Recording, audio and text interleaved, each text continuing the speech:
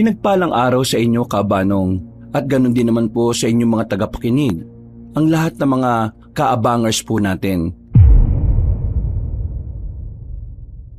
Ang kwentong ito ay tungkol sa pinakamabangis na albularyo ng Romblon. Ang albularyo na masasabi kong kinatatakutan talaga ng mga aswang noon. Siya si Densyo, ang aking lolo sa side ng mama ko. Tawagin niyo na lang akong Alfred.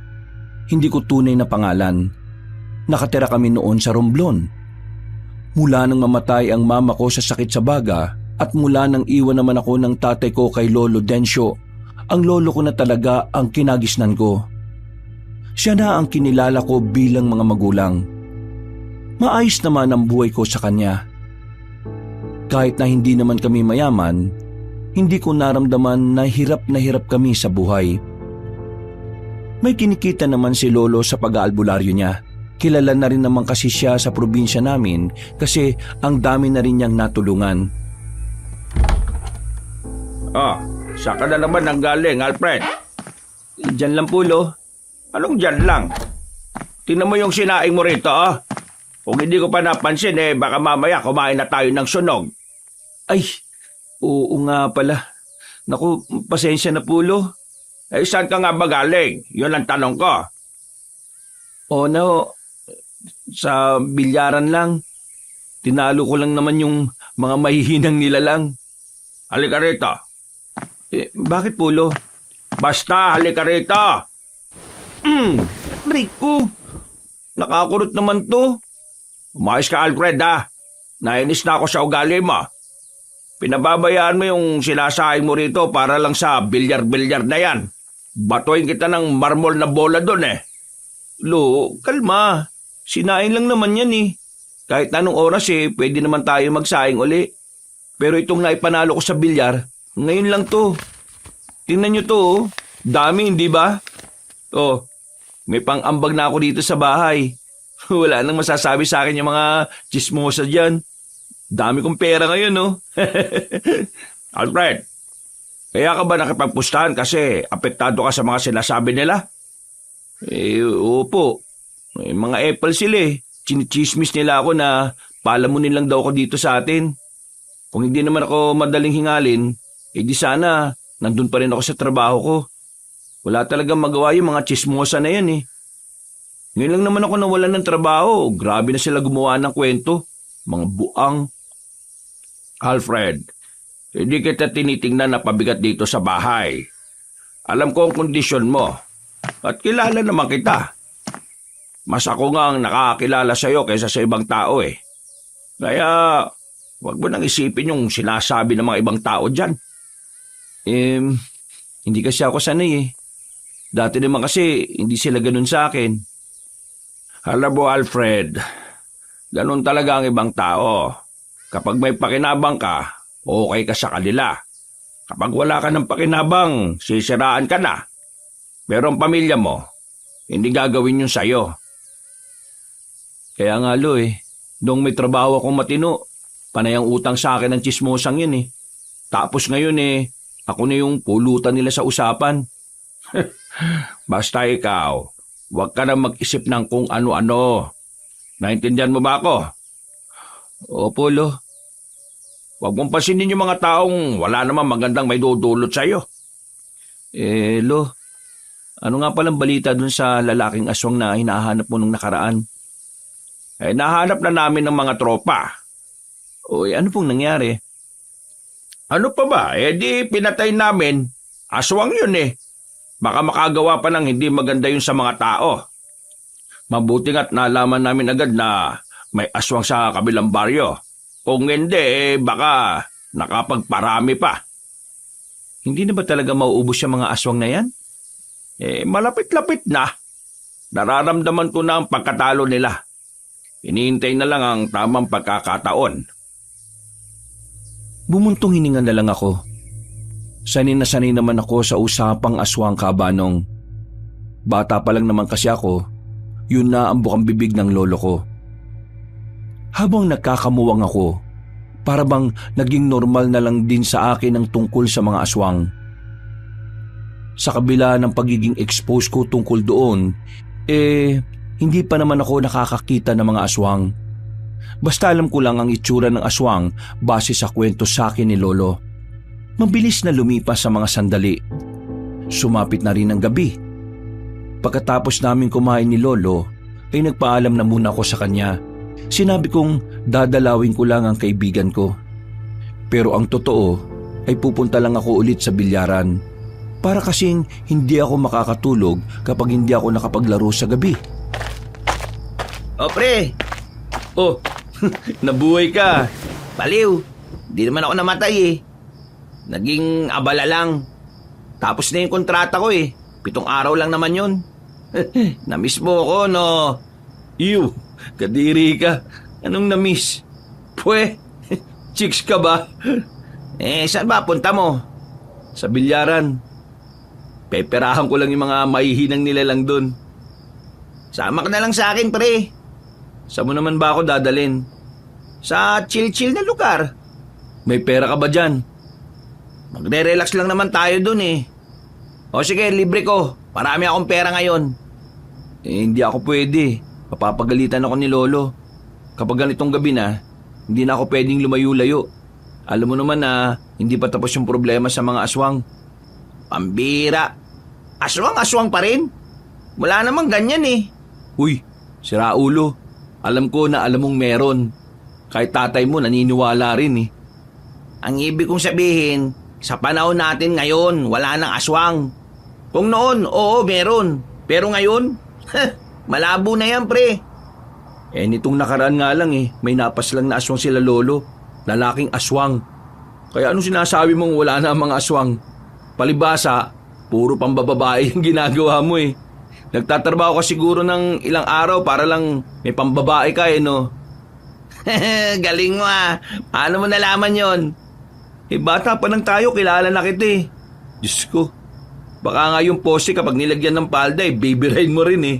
Uy, grabe ka naman sa akin. Hindi naman ako ganyang kahayok, no? O sige na, pumunta ka na kung saan ka pupunta. Magbibilyar na ako. O sige, sama na lang ako sa'yo. Boring kapag wala akong kasama eh. Alam mo, para matuwa ako sa'yo, ikaw na lang ang pumusta sa akin. Yung pera mo, gagawin kong pera ko. Ha? Yung pera mo, pararamihin natin. We, sigurado ka dyan? Baka naman mamaya hindi ka naman pala marunong. Yan ang napapala mo nang mawala ka ng 1 linggo eh. Hindi mo na alam kung gaano ako kagaling. Inakbayan ko na lamang si Francis at saka naglakad na rin kami. Sabik na akong may pakita sa kanya kung gaano ako kagaling. Pagdating namin sa bilyaran, merong kaagad akong nakalaban. Pumila-pila pa talaga sila pero hindi naman magagaling. Kaya wala pang 1 oras, pumaldo na kaagad kami ni Francis. Pero meron pang isang humabol sa akin na isang lalaki. Kinalaban niya ako. Pinagbigyan ko naman kasi unang tingin ko sa kanya para siyang hindi marunong. Parang batang nagmamarunong lang. Pero nagulat kaming lahat nang ipakita niya ang galing niya. Nakadalawang laro kami. Hindi ko na pinalagan pagkatapos. Nararamdaman ko na kasing mauubos niya yung napanalunan namin. Napatingin ako ng maigi sa lalaki. Sa hindi malamang dahilan, meron akong naramdamang kakaiba sa kanya. Ang sabi pa ng iba, hindi naman daw talaga taga sa amin ang lalaking yun. Kaya medyo nagduda na ako. Nakita kasi ako ng mga sinyales sa lalaking yun. Uy, bakit ba natin sinusundan yung lalaking yan? Iba yung pakiramdam ko sa kanya eh. Pambira ka naman. Hindi mo lang matanggap na merong nakatapat sa'yo. Buang, wala akong pakialam kung natalo ko. Ano ba kasing problema mo sa lalaking yan? Pakiramdam ko kasi aswang siya. Diyos ko naman, pakiramdam mo lang naman pala eh. Wala ka namang ebidensya. Shh, ingay mo. Huwag ka na nga sumama kung marami kang sasabihin. Sige na, sasamahan na kita para malaman ko kung totoo nga ba yung sinasabi mo. Binilisan pa namin ang paglalakad hanggang sa makarating na kami sa sementeryo. Sa dulong bahagi kasi ng baryo namin ay naroon na ang libingan. Lumang sementeryo na yon kung tutuusin. Abandonado na rin. Wala nang nangangalaga. Madilim sa parting ito, Kabanong. Kahit na may poste ng ilaw kasi ay hindi naman malakas. Napatigil kami sa paglalakad nang mapagtantong wala na ang sinusundan namin. Kahit si Francis ay hindi na rin makapaniwala. Baka sa mukha niya ang pagtataka. Bigla na lang kasing naglaho yung lalaki. O, di ba tiningnan mo na? Nawala, di ba? O, paano ipapaliwanag yun ngayon? Ha? Kailangan ko magpaliwanag? Ewan ko sa'yo. Lutang ka talaga lagi kausap. Mabuti pa, tulungan mo na lang akong hanapin yung lalaki. Kung aswang nga yung lalaki, ano naman ang gagawin natin? Ayan na natin. Baka mamaya mapahamak pa tayo eh. Sinabi ko naman kasi sa'yo na umuwi ka na para hindi ka madamay. Sama ka ng sama eh. Ngayon pa talaga ako pauuwiin. Paano kung ako naman yung sundan ng aswang? Maya-maya, may narinig silang mga kaluskos. Tol, ano yun? Sa likod ka lang. Kumuha na ako ng malaking bato sa gilid. Maigpit lang ang pagkakahawa ko doon. Pero maya-maya lang ay nawala na rin ang mga kaluskos. Nung una, inakala namin na baka bayawak lang yun. Marami-rami na kasi ang bayawak sa parting yun ng sementeryo. Pero laking gulat na lang namin nang biglang merong lumabas na lalaki sa likuran namin. Pagharap namin, nahablot niya si Francis.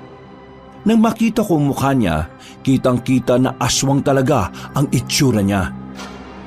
Nagsalita pa ang aswang na yon at sinabi niya ang pangalan ko kahit si Francis naman ang hawak niya. Hindi na ako nagsayang ng pagkakataon, Kabanong. Binato ko sa mukha ang lalaking aswang. Tinamaan naman siya sa mukha dahilan para mabitiwan niya ang kaibigan ko. Hindi ako si Alfred. Ito si Alfred oh. Siya yung apo ni Mang Densyo. Ay gagi, sira ulo. Sinabi mo pa talaga? Ako ang napagkakamalan eh. Hoy, ikaw aswang! Anong kailangan mo sa akin? Hindi na nagsalita ang aswang na yon. Akmang aatake pa sana siya ulit nang bigla itong mataranta. Tumakbo na yon ng mabilis. Pagtingin namin sa likuran ay kararating lang ni Lolo. Hindi na niya hinabol ang aswang at pinaubaya na lang sa mga kasama niya. Lo! Bakit ka ba nandito? Kanina kasi may nakita kong kahinahinalang lalaki. Kaya yun, sinundan namin at nakumpirma namin na aswang pala talaga. Nasaktan ba kayo? Hindi naman. Pero Lo, ako yata punteriya ng aswang na yun eh. Tama siya, Mang Densyo. Akala kasi ng aswang, ako si Alfred kaya ako yung hinilan niya kanina. Kayong dalawa ha, umuwi na muna kayo sa bahay. Bilis na! Wala na kaming sinayang na sandali. Agad naman kaming sumunod kay Lolo. Nang makauwi kami ay pinag-usapan namin ang nangyari habang nagkakape. Inuumpisa na ng mga kalaban. Ang alin, Lo? Nagsisimula na silang gumati sa dami ng mga napaslang ko doon. Bakit ako yung punteriya nila? Malamang, ikaw ang uunahin nila kasi ikaw lang naman ang pamilya ko. Di ang mga aswang po pala, mga traidor at duwag. Kasi inuuna nila yung wala naman talagang kasalanan sa kanila eh. Traidor, oo. Madalas, patalikod sila kung lumaban. Pero hindi sila duwag. Matatapang at mababangis sa mga aswang. Sadyang mapanlinlang at tuso lang talaga mga nilalang na yon. Lo, ibig sabihin lang pala nito, nasa alanganin na rin ang buhay ko. Mismo! Ano ang gagawin ko? Ano sa tingin mo? Lo, gusto ko na rin matuto. Maging kagaya nyo. Turuan nyo na kasi ako. Sigurado ka na ba sa sinasabi mo? Hindi biro ang maging kagaya ko, Alfred. Kung ito na lang talaga ang paraan para maprotektahan kita at ang sarili ko, kailangan ko maging kagaya nyo. Pre, hindi ako kasama sa poprotektahan mo? Kaya sumama ka na rin dito. para protektahan mo rin ang sarili mo. Gara mo! Wag na uy! Kaimik buhay ko eh. Ang pagharap sa mga aswang ay para mo na ring inilalagay sa hukay ang kabilang paa mo. Kaya pag-isipan mo ng maigi ang desisyon mo, Alfred. Hindi naman kita minamadali. Kaya may sapat kang oras para magnilay-nilay. Ang gusto ko lang ngayon, mag-iingat ka palagi. Lalong-lalo na kapag nasa labas ka at hindi mo ako kasama. Tumungo na lamang ako bilang tugon sa sinabi ni Lolo. Maya-maya lang din ay pinauwi na namin si Francis. Gusto pa nga sanang magpahatid pero hindi na ako pumayag. Tinamad na rin kasi ako maglakad. At matapos din ang nangyari, nakaramdam na rin ako ng takot. Makalipas pa ang ilang araw, wala naman ang aswang na lumapit sa akin. Hindi ko alam pero pakiramdam ko rin ay nakatulong ang mga pangontra na pinasuot sa akin ni Lolo. Pero ang sabi niya sa akin, huwag kong iasa palagi ang kaligtasan ko sa pangontra sa lahat ng oras. May mga pagkakataon daw kasi na ang mga aswang ay hindi tinatablan. Depende raw sa uri. Kumusta? Anong balita sa pagbumuni-muni mo? Lo, buo na talaga loob ko. Gusto ko na talaga. Kung ganun sumama ka na sa akin bukas. May pupuntahan tayo. Saan ho? May tutugisin na tayong aswang kaagad? Hindi. Meron akong kakausapin na tao. Ayon sa nakarating na impormasyon sa akin, itong tao na ito maraming nalalaman tungkol sa mga aswang. Kaya kailangan kita. Kung ganun palag ako dyan, Lo. Yun lang naman pala Nung umagang yon kabanong ay bigla na lang akong nasabik. Pakiramdam ko, masayang makisama kay Lolo. Hindi ko pa naiisip ang mga panganib na maaari naming harapin. Kaya para bang isa lang akong bata na tuwang-tuwa dahil meron kaming pupuntahan. Kinabukasan, maaga pa lang ay umalis na kami ng bahay. Pero hapon na kaming nakarating sa destinasyon namin. Ang dami pa rin kasi naming dinaanan. Puro sementado na mga bahay dito, Lo Kaya ang sabi nila, may mga kaya na daw mga nakatira dito. Kaya sementado lahat ng bahay. Yun ang sabi nila. Yung pupuntahan po ba natin, kilala nyo? Hindi ko kilala. Pero nababanggit na sa akin ng mga tropa. Sila kasi yung una kong pinapunta. Pero dahil hindi sila nagtagumpay na makakuha ng impormasyon, kinailangan ko ng kumilos. Mahalaga ang kahit na anong impormasyon tungkol sa mga aswang. Kaya hindi tayo dapat nagsasayang ng oras. Naglakad na rin kami papasok ng baryo. Napapatingin pa ako sa bawat madaraanan namin. Mukha namang normal ang mga naroon at wala akong nakitang aswang. Pagdating namin sa bandang gitna ng baryo, tumigil kami sa isang bahay na kulay puti. Malawak ang bakuran, malinis at maraming tanim na kung ano-ano. Eto na nga yun. Sandali lang, Lo. Baka mamaya may aso dyan, makagat ka pa. Aswang nga, ilang beses na akong kinagat, ayos lang Sa aso pa ba ako matatakot? Kumamot na lamang ako ng ulo. Ginalaw na rin kasi ni Lolo ang nakasabit na maliit na kampana sa bakuran. Ilang sandali lang, isang matandang babae ang lumabas ng bahay. Kahit matanda na, kita ko ang namumulang labi nito. Meron ding makeup sa muka na parabang nasubsob sa arena sa sobrang puti. Napatingin agad sa akin ang matandang babae na parabang matagal na niya akong kilala. Romana? Ikaw ba si Romana? Oo, ako nga. Bakit? Sino ba kayo? Ako si Mang Densyo, isang albularyo mula sa baryo ng Magdangal. Narito ako para pag-usapan yung tungkol sa mga nalalaman mo sa mga aswang. Sa halip na kay Lolo ang tingin nito, kabanong, dumako ang tingin niya sa akin. Nakakaramdam ako ng pagkailang noon sa kung papaano niya pasadahan ng buong katawang ko. Kinalabit ko na nga si Lolo. Tila Naramdaman din niya ang nararamdaman ko. Pwede ba kitang makausap tungkol sa bagay na yon? Kailangan na kailangan ko mga hawak mong impormasyon. Dahil ngayon unti-unti na silang nagpaparamdam. Hindi ako nagbibigay ng impormasyon ng libre. Kung gano'n magkano bang kailangan mo? Hindi ko kailangan ng pera. Ang kailangan ko, halik. Naubobo ako nung mga oras na yon, Kabanong, nang marinig ko ang sinabi ni Aling Romana. Natawa pa ako kasi akala ko si Lolo ang gusto niyang halikan. Natatawa na lang din si Lolo noon. Hindi kasi talaga namin inaasahan ang sasabihin ng matandang babae. Pasensya ka na. Pero ang labi kong ito pagmamay-ari na ng asawa ko. At kahit wala na siya sa mundo, hindi ko ito ibibigay sa iba. Sino ba kasing nagsabi na ikaw ang gusto kong halikan? Nagtindigan ang balahibo ko noon, Kabanong. Nagtago agad ako sa likod ni Lolo. Kinikilabutan ako sa mga sinasabi niya. Nakangiti pa siya sa akin na malagkit. Pero sa halip na maakit ako, nandidiri ako sa kanya. Isang halik, isang impormasyon ang katumbas. Halik saan ba? Sa labi. Uy, ano ka swerte? Wala pa nga akong first kiss tapos ikaw gusto mo mauna? Kung ganon, mas masarap pala ang unang halik. Lo, ayoko. Para akong halik sa bangkay niyan Eto ang sinasabi ko sa iyo, Alfred. Dapat pinag-iisipan mo ng maigi ang pagiging manunugis.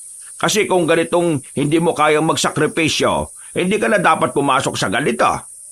Lo naman, paano ko magsasakripisyo ng ganyan? Mas maganda pa yatang magpalapa na lang ako sa aswang kaysa lapain niya yung labi ko Kaya nga kita sinama rito kasi ikaw ang kailangan ko. Ibig sabihin, alam niyo na ito bago pa tayo pumunta rito? Nasabi sa akin ng mga tropa, pero hindi ko naman inakala na totoo pala. O ano, magpapahalik ka ba sa akin o wala kayong makukuhang impormasyon? Apo, isipin mo na lang na ito ang pinakamalaking sakripisyong gagawin mo para sa maraming buhay. Madali lang kasing magsalita para sa inyo Tingnan nyo nga yan, Lo. Parang inaagnas na yan Ano, maghihintay pa ba ako? Kapag nagbago ang isip ko, wala na kayong aasahan sa akin. Sa iba na ninyo hanapin ang impormasyon na kailangan ninyo. Apo, magdesisyon ka na.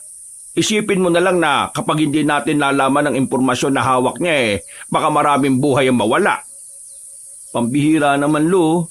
Talagang kinokonsensya niyo ako Sige na, Alfred. Sa'yo nakasalalay ang progreso ng misyon nating dalawa. Gusto mong maging ganap na manunugis kagaya ko dito? Dapat, kaya mong tiisin ang mga ganitong sitwasyon. Huminga na lang ako ng malalim. Tumingin ako sa mukha ni Aling Romana. Noong mga sandaling yon, pakiramdam ko ay hahalik ako sa kamatayan. Nakanguso pa ang labi niya kahit na hindi pa naman ako pumapayag. Naiisip ko pa lang na maglalapat ang labi namin na matandang yon para na akong nasusuka. Pero naiisip ko rin ang mga taong umaasa sa ginagawa naming misyon. Isa pa, bago pa lang ako sa larangan kaya yun ang unang pagkakataon na meron akong may aambag. Napalunok ako ng laway, Kabanong. Pumikit ako sandali at saka nagdasal. Saglit lang at dampi lang Baka naman laplapin mo pa ako. Maglalapat ang labi nating dalawa ng 10 segundo. Ano? 10 segundo? Pambira naman Ano, papayag ka o aayaw na ako? Naubos na ang pasensya ka? Oo na. Visit na buhay to 10 segundo lang Apo, isipin mo na lang na humalik ka sa puwet ng kalabaw. Dahan-dahan na akong lumapit sa matandang babae, Kabanong. Parang anumang oras masusuntok ko siya dahil sa tingin niya sa akin. Pero kailangan kong tiisin yun. Kailangan kong isugal ng panandalian ng dangal ko. Hinawakan ni Aling Romana ang magkabilang pisngi ko. Naramdaman ko kaagad ang magaspang at kulubot niyang kamay. Kinilabutan ako. Pero inisip ko na lang na gagawin ko yon hindi para sa sarili ko, kundi para sa mas maraming tao na umaasa sa kapayapaan. Pagpikit ko ng mga mata ko, saka dinikit ni Aling Romana ang kanyang labi sa labi ko. Nagtindigan ang balahibo ko sa buong katawan. Yung 10 segundo na yon, parang sobrang tagal. Nang matapos na ang bilang ni Lolo, tinulak ko kagad si Aling Romana. Walang ya. Kailan ka ba uling nag-toothbrush? Amoy tae ang bibig mo eh. Sus, kunwari ka pa. Gusto mo rin naman. At pwede ba? Huwag ka na ngang maging maarte. Ngayon ka na nga lang nagkaroon ng unang halik nag-iinarte ka pa. Pasalamat ka nga may humalik sa'yo. Ano ho? Pasalamat? Ako magpapasalamat? Kung kasing ganda ka ni Maui Taylor, baka magpasalamat pa ako. Mukha kang ang uugod-ugod na parang pet na kulubot eh. O sige na, tama na yan. Kailangan na namin ng impormasyon na hawak mo. Sige, sumunod kayo sa akin. Kakaiba ang araw na ito. Ang sarap! Makilang ulit akong dumura-dura noong mga sandaling yon, Kabanong. Parang kahit dumura ako ng dumura ay nalalasahan ko pa rin ang labi niya. Pagpasok namin sa bahay niya, ay pinaghandaan niya kami ng mainit na tsaa. Hindi ako uminom kasi baka may pampatulog siyang inilagay doon. Anong nalalaman mo tungkol sa mga aswang? Ang pinuno ng mga aswang ay si Sicario. Sicario? Saan mo naman nalaman ito? Lahat ng sasabihin ko sa inyo ay galing lang din sa mga informant ko. Informant? Hanep, parang pulis lang ah. Si Sicario ang pinuno. Marami din siyang galamay. Ayon sa mga tao ko, si Sicario mismo ang gumagala-gala para makapaghanap ng baryo na masasakop. Pero meron siyang kanang kamay. Hindi ko alam kung babae o lalaki.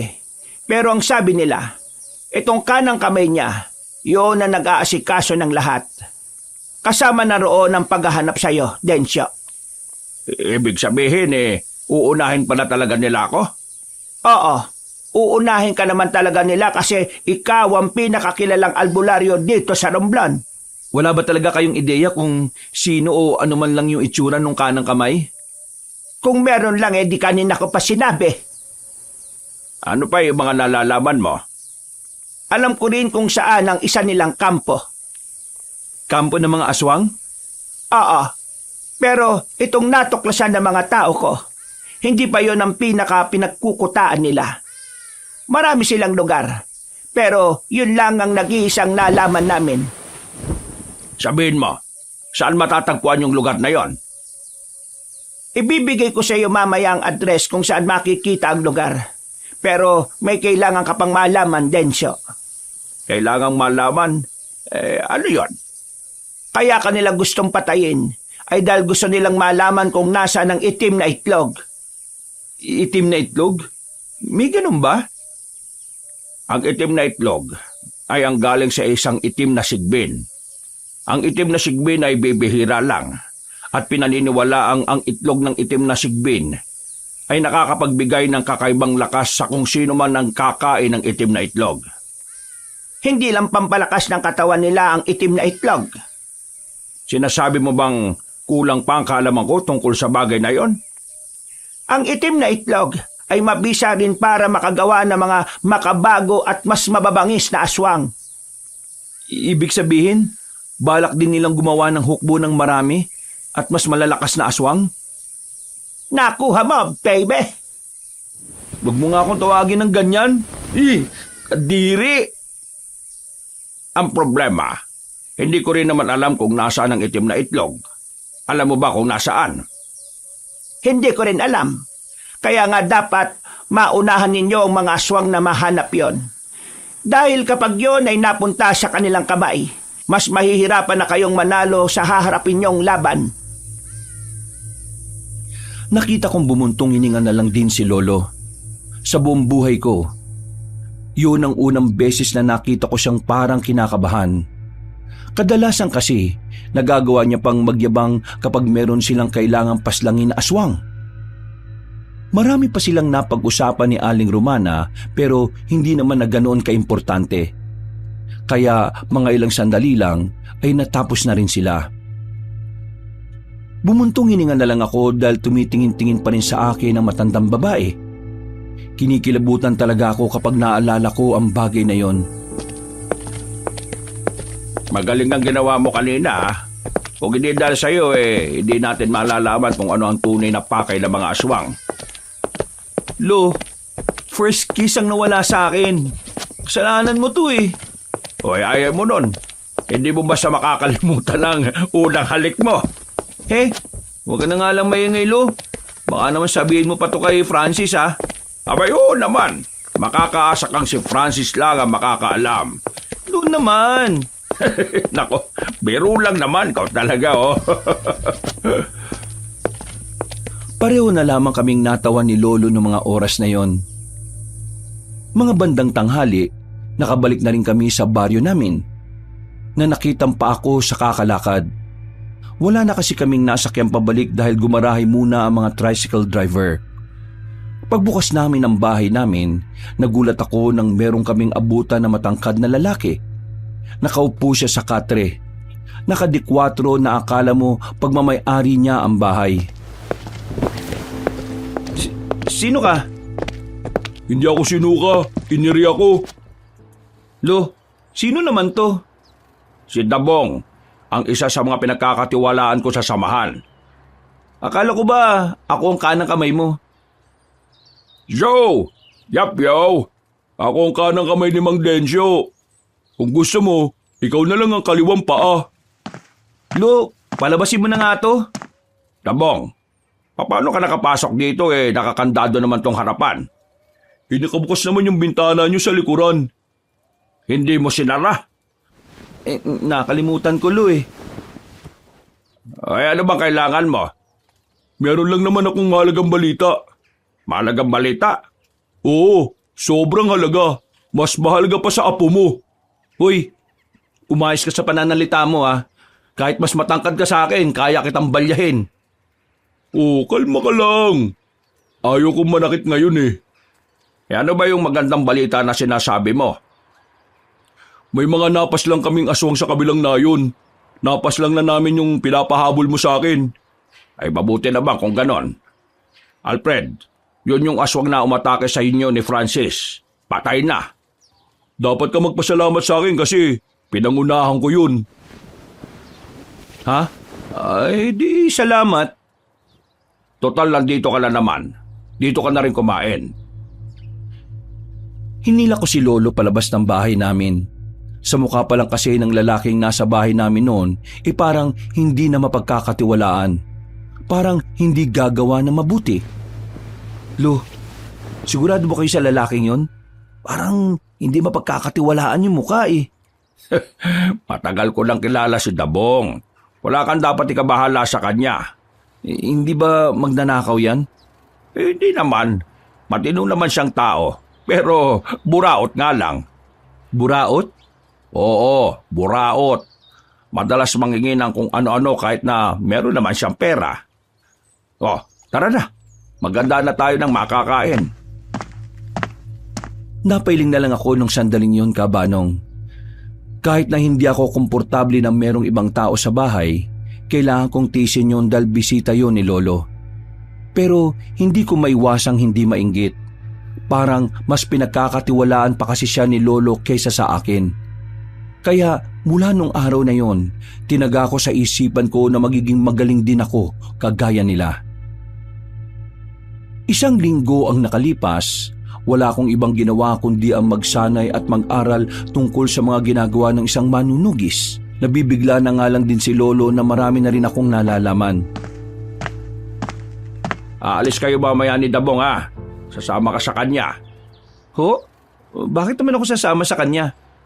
Kailangan mo siyang samahan kasi mabibigat ang kukunin ninyo. Kaya niya na yun. Mga itak ang kukunin niya.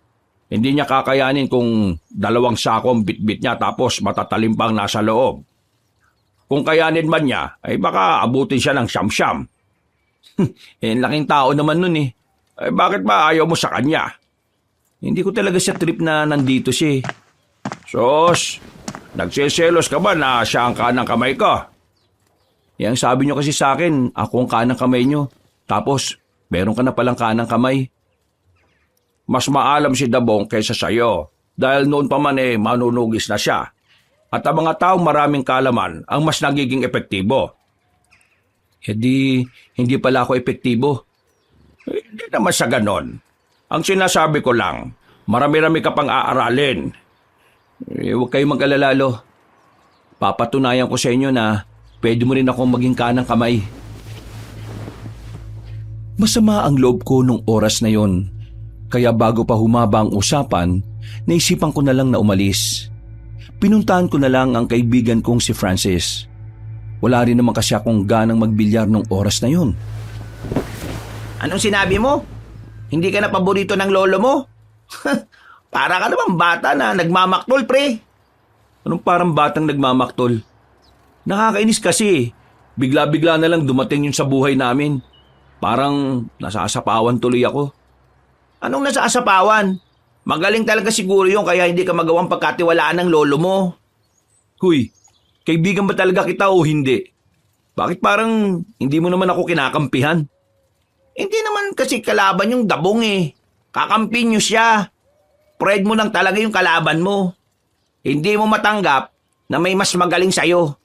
Hindi mo matanggap na mas sumahanga ang lolo mo ron kaysa sa'yo. Pero pre sa halip na tinuturing mo siyang kakompetensya, ituring mo siyang kakampi. Kasi wala kayong matatapos sa trabaho kung kalaban ang tingin mo sa kanya na dapat kaibigan. Ay nako, ewan ko sa'yo. Basta, hindi lang talaga siguro ako sanay na merong ibang napapansin ng lolo ko. Bumuntong hininga na lamang ako. Naiintindihan ko naman ang punto ni Francis. Totoo naman ang mga sinabi niya. Pero sadyang mahirap lang talaga sigurong tanggapin ang katotohanang hindi sa lahat ng oras ay tayo ang magaling. Matapos namin mag-usap ni Francis, kahit na papaano ay nalinawan ako. Naging kalmado na rin ang utak ko. Bandang hapon naman, dumating si Dabong. Sa labas pa lang, nakikita ko na kagad ang nakakairita niyang mukha. Oh, Alfred! Magsapatos ka na, aalis na tayo. Bakit kailangan magsapatos? Ikaw nga nakatsinelas lang. Magsapatos ka para mukha kang lihito mong runner. Tatakbo kapag nagkagulo. Lo, pagsabihan mo nga to. Ay, haba na yan. Ang mabuti pa umalis na kayo. Kailangan na mamayang gabi ang mga itak para maibigay na sa iba natin mga kasama. Di tara na. Baka mamaya abutan pa tayo ng ulan. Bumuntong hininga na lang ako ng mga sandaling yon. Hindi ko na lang pinansin ang mga sinabi niya. Nang makasakay na kami ay tumingin na lang ako sa malayo kahit na daldal siya ng daldal. Halos 1 oras din ang biyahe namin. Hindi naman sobrang layo pero bumagal lang kami dahil sa malulubak naming nadaraanan. Oh, nandito na tayo. Anong lugar to? Baryo to ng San Isidro. Dito talaga kinukuha yung mga dekalidad na mga itak. Akala ko ba sa bayan? Bayan? Baryong natatandaan kong sinabi ni Mang Densyo. Bungol ka talaga. Ay naku, dami pang satsat. Tara na nga. Nauna na akong naglakad papasok sa baryong yon. Pero bigla ko na lang nakabanggaan ng isang babae. Muntikan pa siyang matumba. Pero buti na lang ay nasalo siya kagad ni Dabong. Ayos ka lang ba, miss? Pasensya ka na sa kasama ko Kasi hindi gumagana yata yung mata niya Ayos lang ako. Kasalanan ko rin naman kasi hindi ako tumitingin sa dinaraanan ko. Buti na lang alam mo. Pasensya na talaga Hindi mo kailangang humingi ng pasensya, miss. Kasalanan yun na kasama ko dahil siya ang... Hoy, huwag kang pasikat. Nakakita ka lang ng babae, nagiging makata ka na. Makata naman talaga ako Makata ang puso ko sa mga kababaihan na kagaya niya. Kung ikaw, hindi ko kagaya, marahil ay isa kang taksil na... Huwag na kayo mag-away. Magkapatid kayo. Dapat magmahalan kayo. Ha? Sa mukha niyang yan, Iisipin mo magkapatid kami? Ikaw yata bulag, miss eh. Hindi ba kayo magkapatid? Malabong magkaroon ako ng kapatid na mahina, no? Kung kanina ka pa umalis, miss, di sana tapos na usapan. Huwag mo siyang intindihin, Binibini. Ako ang tingnan mo. Nais kong malaman ang iyong pangalan. Ano ang pangalan ng isang kagaya mo? Rizal? Rizal ang pangalan ko. Dabong naman ang aking pangalan. Isang pangalan na nagmula sa pinakamabangis na mandirigma ng Norte. Bida-bida, mayabang, papansin. O sige na, aalis na ako. Pasensya na ulit kung hindi ako nakatingin kasalanan ko. Teka, sandali. Bakit? Maari mo bang ituro sa amin kung saan ang bahay ni Mang Tokek? Hindi ko siya kilala eh. Bago lang din kasi ako dito sa baryong to. Ganun ba, Binibini? Walang problema. Ako na ang bahala. Ngumiti na sa amin ang malapad ang babae. Aminado kong maganda talaga siya. Maputi, makinis ang balat. Parang hindi man lang tinatabla ng tigyawat ang muka. Nang maglakad na yun papalayo, napansin naman namin ang magandang hubog ng katawan nun. Parang asong naglalaway naman si Dabong habang pinagmamasdan ng babae na papalayo. Hindi pa siya matatauhan kung hindi ko tatapikin ng malakas sa balikat. Uy, kung makatapik ka naman sa balikat ko, parang close tayong dalawa. Para ka kasing asong baliw dyan eh. Nauna na ako naglakad at hindi ko na siya hinintay pa. Sumunod din naman siya kaagad. Mga ilang sandali lang, nakita na rin namin ang bahay na matandang si Tokek. Paglapit namin doon, ay tumingin pa siya sa amin ng seryoso. Pinasadahan niya kami mula ulo hanggang paa. Pinadala kami rito ni Mang Densyo para kunin yung mga itak na binili ng samahan namin. Tumingin na masama sa amin na matanda. Pero sinenyasan niya lang kami na sumunod. Dinala niya kami sa maliit na warehouse. Nakalatag na sa mahabang lamesa ang mga bagong gawang itak. Meron pang mga disenyo sa hawakan. Palima kong namangha sa mga nakikita ko. Yung kasi ang unang beses na nakakita ko ng ganong karaming itak.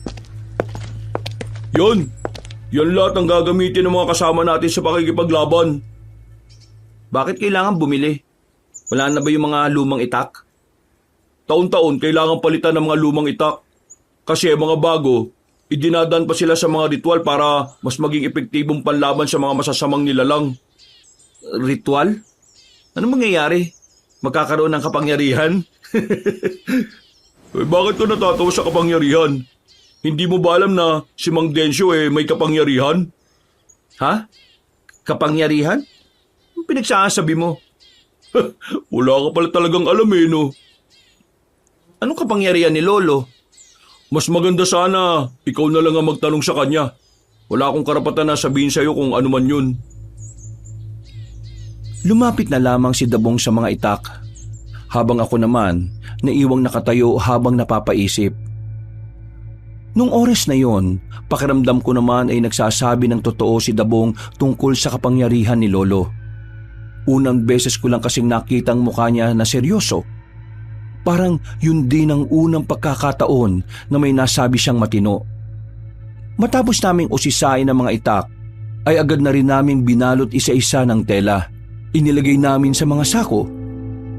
Nang magkaabutan na ng kabuuang bayad ay umalis na rin kami. Habang nasa biyahe, tahimik lang si Dabong. Nang makabalik naman na kami sa baryo, sa bahay namin mismo ibinagsak ang mga bagong itak. Wala si Lolo nung oras na yon, kaya kami na lang muna ang nagsalansan. Pagsapit ng gabi, dumating ang mga manunugis mula sa iba't ibang baryo. Dito na nagsimulang ipamigay ni Lolo ang mga itak. Habang ako, hindi ko alam kung bakit wala akong natanggap noon. Sige na mga kasama, makakauwi na kayo. Ipapatawag ko na lang kayo kapag may mga dapat pa tayong pag-usapan. Naglakad na rin paalis ang ibang manunugis.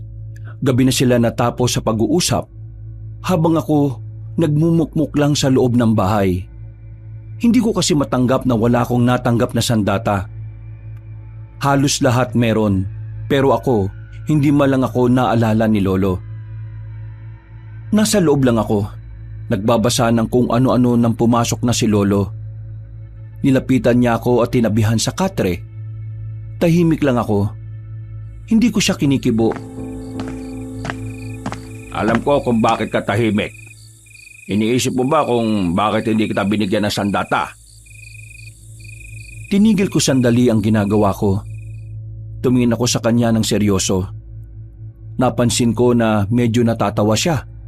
Kaya mas lalo kong nainis. Tumayo ako sa harapan niya at binitiwan ng libro. Anong nakakatawa, Lo? Napapansin ko, parang wala ka namang pakialam sa akin eh. Ginagawa ko makakaya ko para maging kagaya nyo. Pero ngayon, pinagmumukha nyo akong tanga. Hintay ako ng hintay, pero wala naman pala ako napala. Naiintindihan kita. Pero bago ka magalit sa akin, sumunod ka muna sa akin. Oh, saan naman tayo pupunta? Basta, sumunod ka sa akin para maintindihan mo kung bakit hindi kita binigyan ng sandata kanina. Dahil sa kuryosidad, sinundan ko na lang si Lolo. Naglakad kami noon patungo sa dulo ng baryo kung saan naroon ang abandonadong sementeryo. Habang nadadaanan namin ang mga lumang puntod at nicho, hindi ko maiwasang hindi mawirduhan kay Lolo. Hindi kasi siya nagsasalita. Tahimik lang habang nakatingin sa dinaraanan namin. At parang hindi niya rin ako naririnig. Ilang sandali pa, tumigil na kami sa harapan ng isang malaking puntod. Naunang naglakad si Lolo patungo sa likuran nun. Ako naman ay nakatigil lang. Lo, anong gagawin niyo dyan? Sumama ka na lang kung gusto mong malaman. Papasok ka sa nichong yan? Ano bang meron sa likod niyan? Ang kulit mo. Sumama ka na nga lang. Napapailing na lang ako. Kahit na nahihiwagaan na ako noong mga oras na yon, ay sinundan ko na lang din siya. Pagtingin ko sa likuran ng nicho, may nakita akong maliit na pinto doon. Hindi ko inakala na meron palang daan doon pababa. Namangha ako kasi sa mga pelikula ko lang nakikita mga ganon. Pagbaba namin doon, may sinindihan lang si Lolo na malaking gasera. Bumungad sa akin ang tila isang kwarto na maraming nakasabit na sandata sa mga pader. Naroon din ang ibang kasuotan na parang ginamit pa ng mga sinaunang Pilipino. Hindi ko inakala na may ganito ka palang tinatago, Lo. Mula pagkabata ko, wala kang nasabi na ganito ah. Marami akong hindi sinasabi sa iyo noon dahil wala ka pa sa tamang edad. Bakit ngayon? Kaya niyo ba to sinasabi sa akin kasi tingin niyo nasa tamang edad na ako? Hindi. Sinasabi ko ito sa iyo kasi alam kong handa ka na. Ano po yung mga yan? Parang panahon pa ng Kastila yung mga kasuotan na yan eh. Etong isa, yan ang huling suot ng unang manunugis dito sa Romblon. Kinuha yung kasuotan na yan nang maagnas na siya sa ilalim ng lupa. Ito namang tatlo, yan ang damit ng tatlong alalay niya. Ang tatlong alalay niya na hindi siya iniwan hanggang sa kamatayan. Ganun ba?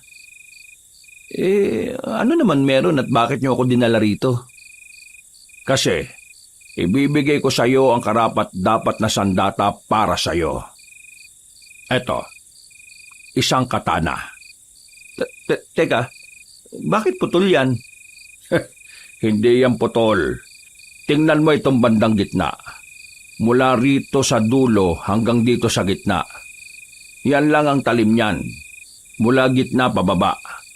Hindi na yan kasama.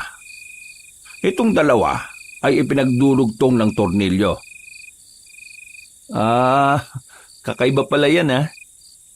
Ito ang ginagamit ko noon. Alam kong kaya mong gamitin ito dahil bukal ang puso mo. Bakit hindi na yan yung ginagamit nyo? Dahil hindi na ako kinikilala ng katanang yan bilang amo niya. Ho? Nangingilala to? Ano to, may buhay? Bakit? Akala mo ba bibigyan kita ng katana na pangkaraniwan? Malakas yan. Hindi yan basta-basta. may buhay. Parang tao rin. Teka lo, windang ako eh. Sige, ano pa yung sasabihin nyo? Kaya hindi ko na yan nagagamit dahil sa nangyari noon. Isang malakas na aswang ang nakalabang ko noong araw. Binata pa ako. Muntikan na ako mamatay. Pero may isang elemento ang nagligtas sa akin. Isang demonyo. Dahil iniligtas niya ako, parang naging utang ko ang buhay ko sa kanya. Bilang kabayaran, para makaalis siya sa pagkakakulong sa isang matandang puno, pumasok siya sa katawan ko. Ano ho? Ibig sabihin, may demonyo sa katawan nyo? Oo, pero ang demonyong nasa loob ng katawan ko ay hindi naman masama. Ano? Teka. Nalalabuan ako eh. Demonyong hindi masama? Ano yun? Meron ba nun? Ibig kong sabihin, dati siyang anghel na naging demonyo dahil sa sumpa ng mga bathala. Ang demonyong nasa loob ko ay parang naging gabay ko na rin sa paglipas ng panahon. Ilang beses na akong naging alo, pero ilang beses din akong nabuhay. Lahat ng iyon dahil sa kanya. Para ka palang immortal eh, no? Ayos naman pala yan, lo. Pero meron din naman itong masamang epekto. Nako naman. Ano naman yun? Kung minsan, nararamdaman ko na lang na parang may mga gusto kong gawin. Mga bagay na hindi magagawa ng isang normal na tao. Kagaya na lang ng pumatay. Akala ko ba dating anghel yung demonyo na nasa katawan nyo? Oo, pero dahil naging demonyo na siya, mas lamang ang kasamaan sa kanya. Mabuti na lang sa paglipas ng mga panahon, nagagawa ko na ring pagharian ng sarili kong katawan. Minsan, nararamdaman ko na parang sasakupin niya ang katawan ko. Pero nagagawa ko rin naman kagad ng paraan para hindi niya ako makontrol. Malaki rin naman ang naitutulong niya sa akin. Ang kapangyarihan niya ang nagagamit ko kapag may mga nakakalaban akong bigating aswang. Elo, sigurado ba kayong ayos lang kayo? Nag-aalala kasi ako para sa inyo eh. Ngayong nalaman ko na yung tinatago nyo, nababahala ako na baka yung nasa katawan pa ninyong maging dahilan para mapahama kayo. Ayos lang naman ako. Matagal ko naman ng kontrolado ang sarili kong katawan, kaya wala kang dapat ikabahala. Kailan ba mawawala yung demonyong yan sa loob ng katawan nyo? Hindi ko rin alam. Siguro kapag nakahanap na siya ng bagong malilipatan. Isang malalim na paghinga na lamang ang nagawa ko, Kabanong. Pakiramdam ko ng mga oras na yon ay mamumuti ang lahat ng buhok ko sa katawan. Sobra ako nawindang. Sobra akong nakonsume sa mga kaganapan. Ang bilis ng mga eksena at nagsasabay-sabay pa lahat ng mga lumulutang na sikreto. Tinanggap ko ang katana na bigay ni Lolo. Nawala ng tampo ko sa kanya. Natuwa ako kasi espesyal na sandata pala ang bibigay niya sa akin. Nang umalis na kami roon, hindi pa rin maalis ang mga mata ko sa sandata hanggang sa makauwi na kami. Ang sabi ni Lolo, magagamit ko raw ang sandatang yon dahil habang tumatagal, palapit na ng palapit ang nakaambang labanan ng mga aswang at manunugis. Uy! Bisit ka oh! Magugulutin ka pala. Iwas-iwas ka sa pagkakape. Bakit ka ba nagugulat? Anong oras na oh? Anong kailangan mo? Muntikan na akong atakin sa puso ng mga sandaling yon. Bigla na lang kasing lumitaw sa bintana si Dabong. Buti na lang ay hindi ko siya tinaga ng katana. Sumama ka sa akin. Dali. Ha? Meron ako namataan na aswang sa isang liblib na lugar kung saan may nakatirik na bahay. Sumama ka para masubukan natin lahat ng ininsayo mo at para masubukan natin yung katana mo. Ayoko. Wala naman sinabi si Lolo sa akin eh na pwede akong... Sige na, Alfred. Sumama ka na. Napakamot na lang ako sa ulo nang biglang nagising pala si Lolo. Pumayag siya sa gusto ni Dabong. Kahit na kinakabahan, Sumama ko sa kanya. Dala ko ang katana. Magkahalong pagkasabik at pangamba ang nararamdaman ko. Kahit kasi nag-iinsayo at nag-aral na ako ng ilang araw, hindi ko rin pwedeng ikaila na iba rin talaga kapag marami ng karanasan. Ganyan na ganyan din ang pakiramdam ko nung unang beses akong isinama ni Mang Densyo. Kinakabahan. Pero kapag nasa labanan ka na, mawawala rin yan. Sabihin mo nga sa akin, anong klase makipaglaban si Lolo? Baka kapag nakita mo, humanga ka lalo. Kahit na may edad na lolo mo, sobrang galing, sobrang bilis. Dahil nga sa kapangyarihan na meron sa katawan niya. Hindi siya magawang tamaan ng mga aswang eh. Maliban na lang kapag malakas din yung kalaban niya. Gusto ko rin maging kagaya ni Lolo. Bukod sa gusto mong maging kagaya niya, may mas malalim ka bang dahilan? Kaya mo ginustong maging manunugis? Hindi ko alam. Basta sa ngayon, gusto ko maging kagaya niya. Kung gusto mong maging kasing galing niya ng mas mabilis, dapat alam mo ang pinakadahilan kung bakit gusto mong maging manunugis. Kasi, yun din ang ginawa ni Mang Densyo. Kaya siya kinilala bilang pinakamabangis na birador ng aswang. Noong mga sandaling yon, tila saka ko lang napagtanto kung gaano kasikat at kilala ang lolo ko. Alam ko kasi noon, pangkaraniwang manunugis lang siya. Akala ko normal lang na maraming napapatay na aswang si Lolo. Pero hindi ko alam na matagal na pala talaga siyang tinitingala ng karamihan at matagal na rin siyang kinatatakutan ng mga aswang. Hindi nagtagal, narating na rin namin ang sinasabi ni Daboy na bahay. Nakatirik nga yon sa liblib na lugar. Napapalibutan na nagtataas ang punong kahoy. Yan ang bahay ng mga aswang. Sa nakarating na impormasyon sa akin, kasama sila sa samahan ni Sicario, yung pinuno ng mga aswang. Ang gagawin natin, may ititira tayong buhay sa kanila. Kahit isa lang. Pipilitin natin kumanta kung nasaan yung totoong kuta nila. Di ba, alam na natin yung kuta nila? Hindi ka talaga nakikinig ng maigi, no? Yung sinabi ni Aling Romana, isa lang yun sa mga kuta ng mga aswang. Hindi pa yun yung pinakalungga nila.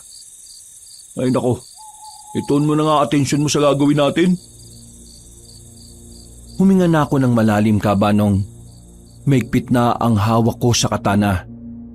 Mga ilang sandali lang, pinangunahan ni Dabong ang paglapit sa bahay. Kaswal siyang kumatok sa pintuan, habang ako, nasa likuran lang niya, nagbabantay sa paligid. Tao po!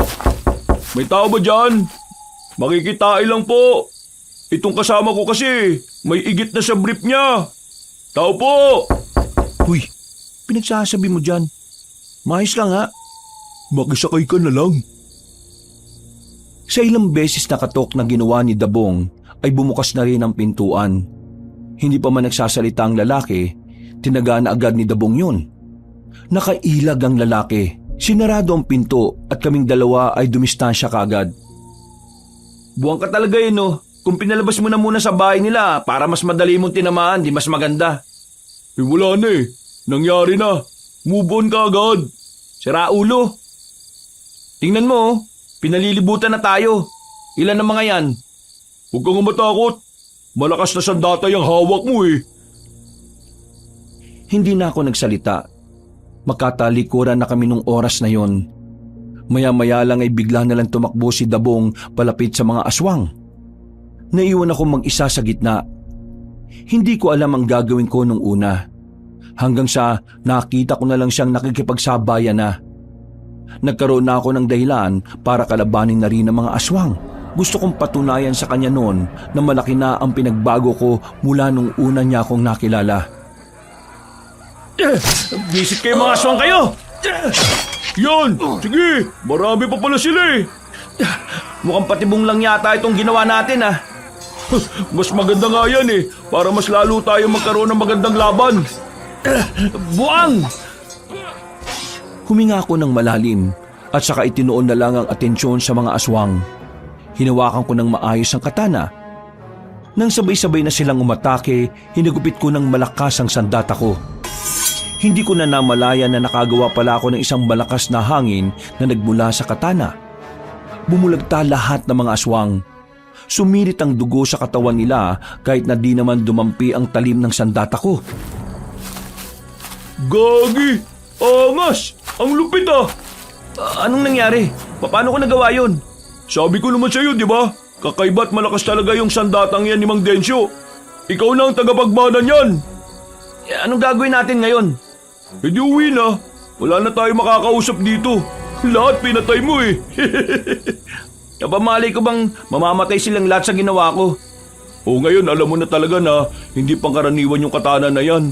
Kaya dapat aralin mo rin yan ha. Marami kang maliligtas na buhay dahil dyan. Oh, tulungan mo na lang ako. Anong gagawin?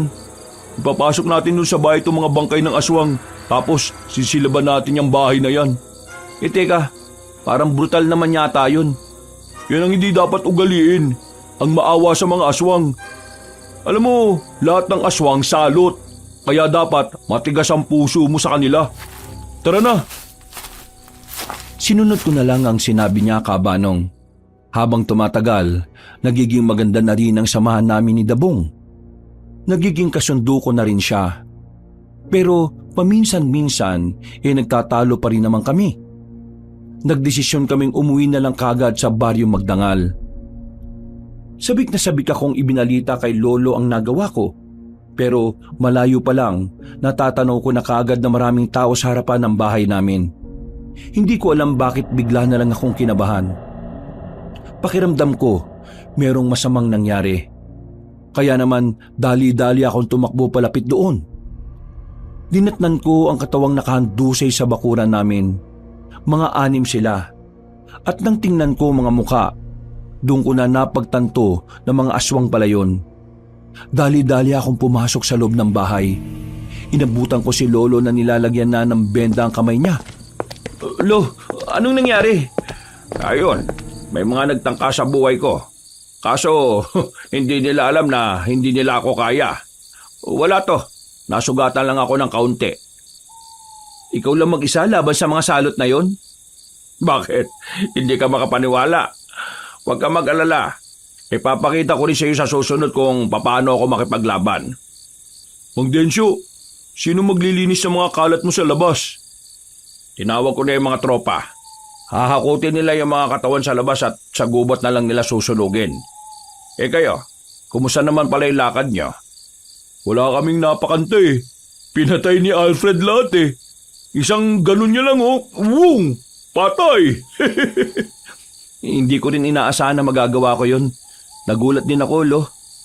Kung ganon, magaling ang ginawa mo. Ikaw talaga ang karapat-dapat na gumamit niyan. Ano na mangyayari? Ano nang susunod natin gagawin? Maganda na kayo. Dahil bukas na bukas din, lalarga na tayo para puntahan ang isa sa mga kuta ng mga aswang. Mga ilang sandali lang, dumating na rin ang mga kukuha ng bangkay ng mga aswang. Nakapagpahinga na rin kami noong mga oras na yon. Habang nakasandal ako sa dingding, napatingin na lang ako sa tako sa gilid. Ang tako na palagi kong ginagamit sa bilyar. Mula kasi na maging manunugis na ako, hindi na ako nakakapaglaro. Para kasing wala na akong ibang iniisip kundi ang mga aswang. Kinabukasan ng umaga, inutusan ako ni Lolo na mamili ng mga prutas na pwedeng ibaon sa paglusob namin. Habang nasa palengke ako, hindi ko inaasahan ang babaeng nakita namin sa isang baryo. Si Rosal. Hindi ko alam kung ano ang ginagawa niya sa baryo namin. Basta nakita ko na lang na meron siyang daladala na kung ano. Hindi ko na sana papansinin pero bigla niya akong hinarang. Uy, di ba ikaw yung kasama ni Dabong? Ano naman? Dito ka ba nakatira? Oo, bakit? Dito rin ako nakatira eh. Akala ko doon ka nakatira sa baryo kung saan ka namin nakita. Lumipat na kasi ako dito. Saan ka pala pupunta? Wala ka na ron. Ang sungit mo naman. Huwag mo kong kausapin. Hindi kita kilala. Hindi ba pwedeng maging magkaibigan tayo? Nagulat na lang ako nang bigla niya akong hawakan sa dibdib. Napatingin ako sa mga mata niya. Makahulugan ang tingin niya sa akin. Mabilis ang mga pangyayari, Kabanong. Naramdaman ko na lang na makalapat na ang labi namin. At para bang wala na akong pakialam sa paligid. Nung oras na yon, nawala na ako sa sarili ko. Naging sunod-sunuran ako sa kanya. Hawak niya ang kamay ko habang naglalakad kami. Saka lang ako natauhan ng may maapakan akong matulis. Nasugatan ng paa ko. Pagtingin ko sa paligid, nasa kagubatan na kami. Agad akong lumayo sa kanya. Nagtataka, nababahala. Sinuyod ko ng tingin ang paligid. Hindi pamilyar sa akin ang buong lugar. Kinuha ko ang sanga at tinutok sa kanya. Ano ginawa mo sa akin? Sino ka? Paano mo ako dinala rito nang hindi ko namamalayan? Ha? Ikaw ang sumama at pumilit sa akin na magpunta rito. Ang sabi mo sa akin may gagawin tayong dalawa na medyo bastos. Tumigil ka! Wala akong natatanda na may sinabi akong ganyan, ha? Totoo ang sinabi ko. Paano naman kita madadala rito nang hindi ka pumapayag? Hindi ko alam. Pero pakiramdam ko, meron kang ginawa sa akin na kakaiba. Kakaiba? Ano sinasabi mo? Hindi kita maintindihan. Ako na nga ang pumayag sa gusto mo tapos ngayon parang ako pa yung may balak na masama sa'yo. Baka ikaw ang may gagawin sa akin. Tigilan mo ako, ha? Hindi mo ako maluloko. Kung si Dabong, oo, maluloko mo yun. Tanga yun Pero ako, managinip ka ng gising. Hindi kita niloloko. Totoo naman talaga ang sinasabi ko Hindi ka tao. Ha? Anong hindi tao? Mukha ba akong aso? Mas masahol ka pa sa aso. Aswang! Alfred, ayos ka lang ba? Yun mga naiisip mo, hindi na normal Paano mo nalaman ang pangalan ko? Ha? Sinabi sa akin Wala siyang sinasabi sa'yo. Ha?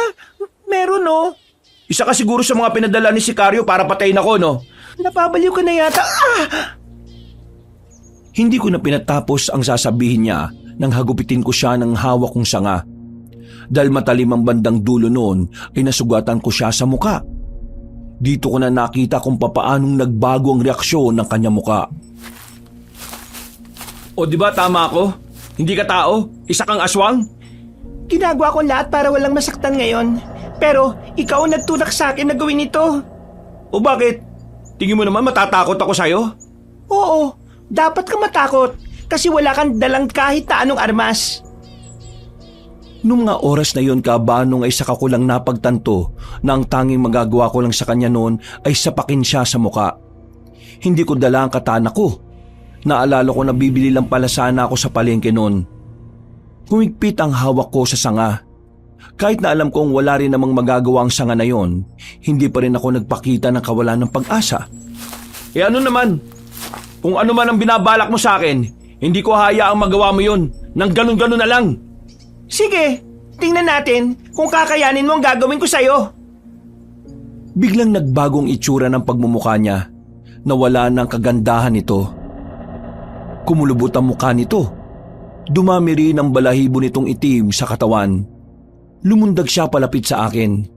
Hinampas ko siya ng sanga sa mukha. Pero naputo lang yon. Nang mahawakan ko siya sa balikat, sinuntok ko siya sa panga. Pero parang hindi siya tinablan. Kaya ang ginawa ko, dinakma ko ang dibdib niya. Malambot. Kahit ako nagulat din sa ginawa ko. Pero dahil doon, tila nawala siya sa sariling wisyo. Sinamantala ko ang pagkakataon kaya tinusok ko ang mga mata niya gamit ang daliri ko. Batid kong wala akong magiging laban sa kanya. Kaya noong mga oras na yon, mas pinili ko na lang na tumakbo. Nilakihan ko ang bawat takbang ko. Pero sadyang mabilis ang babaeng aswang. Agad niya akong nasundan at naharangan. Kahit pipikit-pikit ang mga mata niya, ay malakas naman ang kanyang pakiramdam. Talagang ginagalit mo ako, ha? Subukan mo lumapit. Dadakmain ko ulit yan. Bago mo matakma to, datakmain ko rin yung mukha mo. Oh, baka nakakalimutan mo. Bawal mo akong patayin, di ba? Gusto ng pinuno nyo na bihagin lang ako para gamitin laban sa lolo ko. Oh, alam ko, no? Ganon ang plano ninyo. Sa sinabi kong yon ay tila kumalma siya ng bahagya. Napagtanto niya rin siguro na hindi niya ako pwedeng panggigilan. Kaya naman kumuha na naman ako ng pagkakataon. Dinampot ko ang lupa sa gilid. Paghawak ko, naramdaman kong may malambot. Wala na akong pakialam kung may tae yun ng baka. Binato ko sa kanya at agad din namang lumapat sa mukha niya. Gigil na naman siya sa akin. Sa puntong yon ay nakatakbo na naman ako. Buong akala ko ay makakatakas na ako dahil nakarating na ako sa kalsada. Pero pagtingin ko roon, hindi rin ako pamilyar sa kalsadang yon. Visit naman talaga to. Nasaan na ba talaga ako? Mas madali niya akong makikita kapag nasa kalye ako. Kaya bumalik ako sa kagubatan. Nagtago na muna ako sa mga puno. Nagpahinga ako saglit dahil hingal na rin ako sa kakatakbo.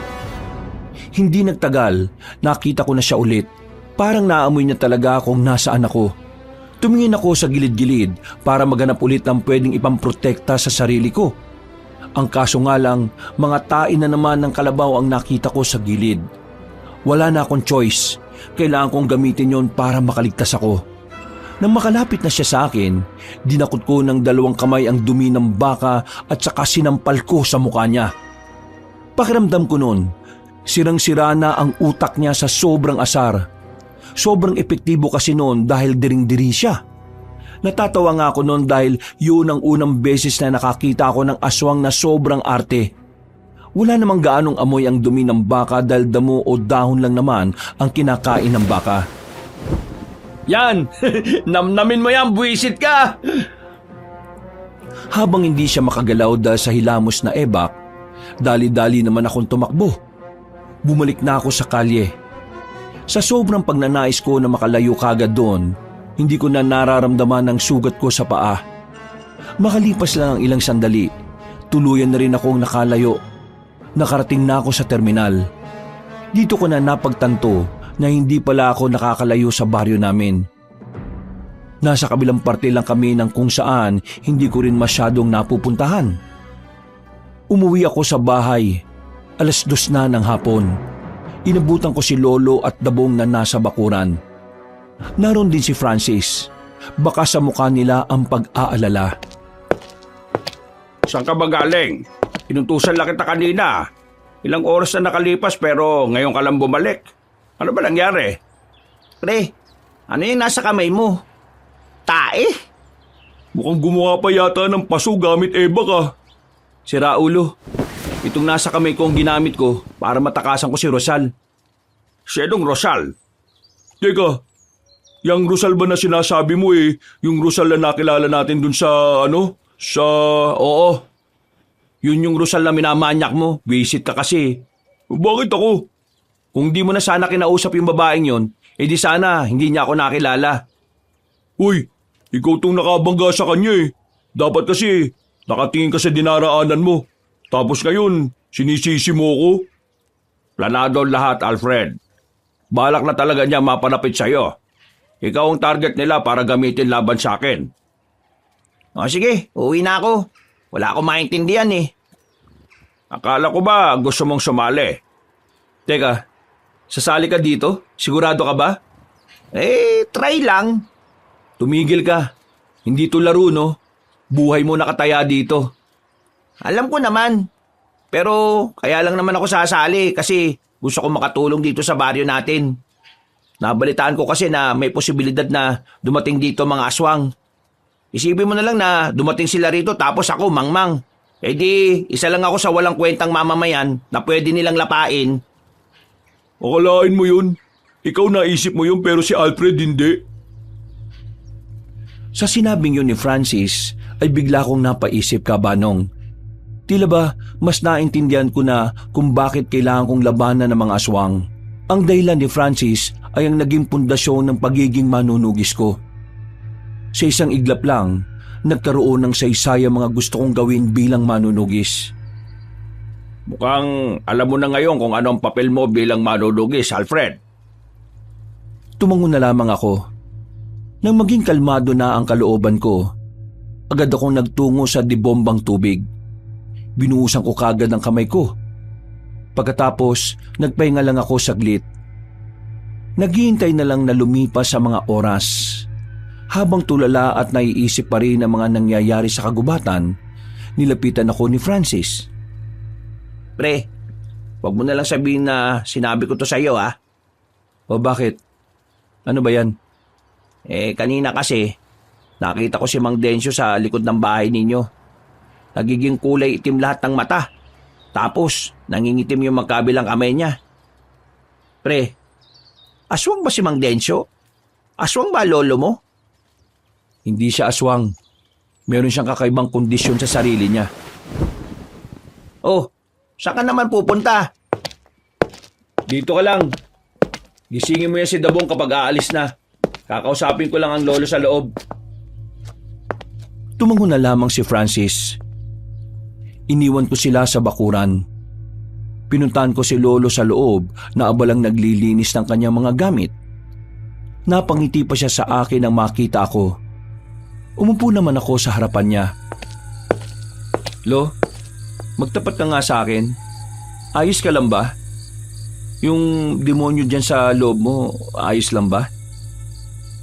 Huminga ng malalim si Lolo at sandaling itinigil ang kanyang ginagawa. Napangiti siya ng papilit. Hindi na ako makakaila sa'yo. Sa totoo lang, nitong mga nakaraang araw ilang beses kong nararamdaman na parang gusto niyang ariin ang katawan ko. Kapag nangyari yon, siya na ang kukontrol sa akin. Lahat ng gusto niya, pwede na niyang gawin. Tingin ko kaya nangyayari to dahil tumatanda na rin ako. Umihina na ang katawan ko para pigilan ang paglabas niya. Wala ba talagang ibang paraan para makaalis siya sa katawan mo? Ang taging paraan lang para iwan niya ako, kailangan niyang makakita ng mas malakas na katawan.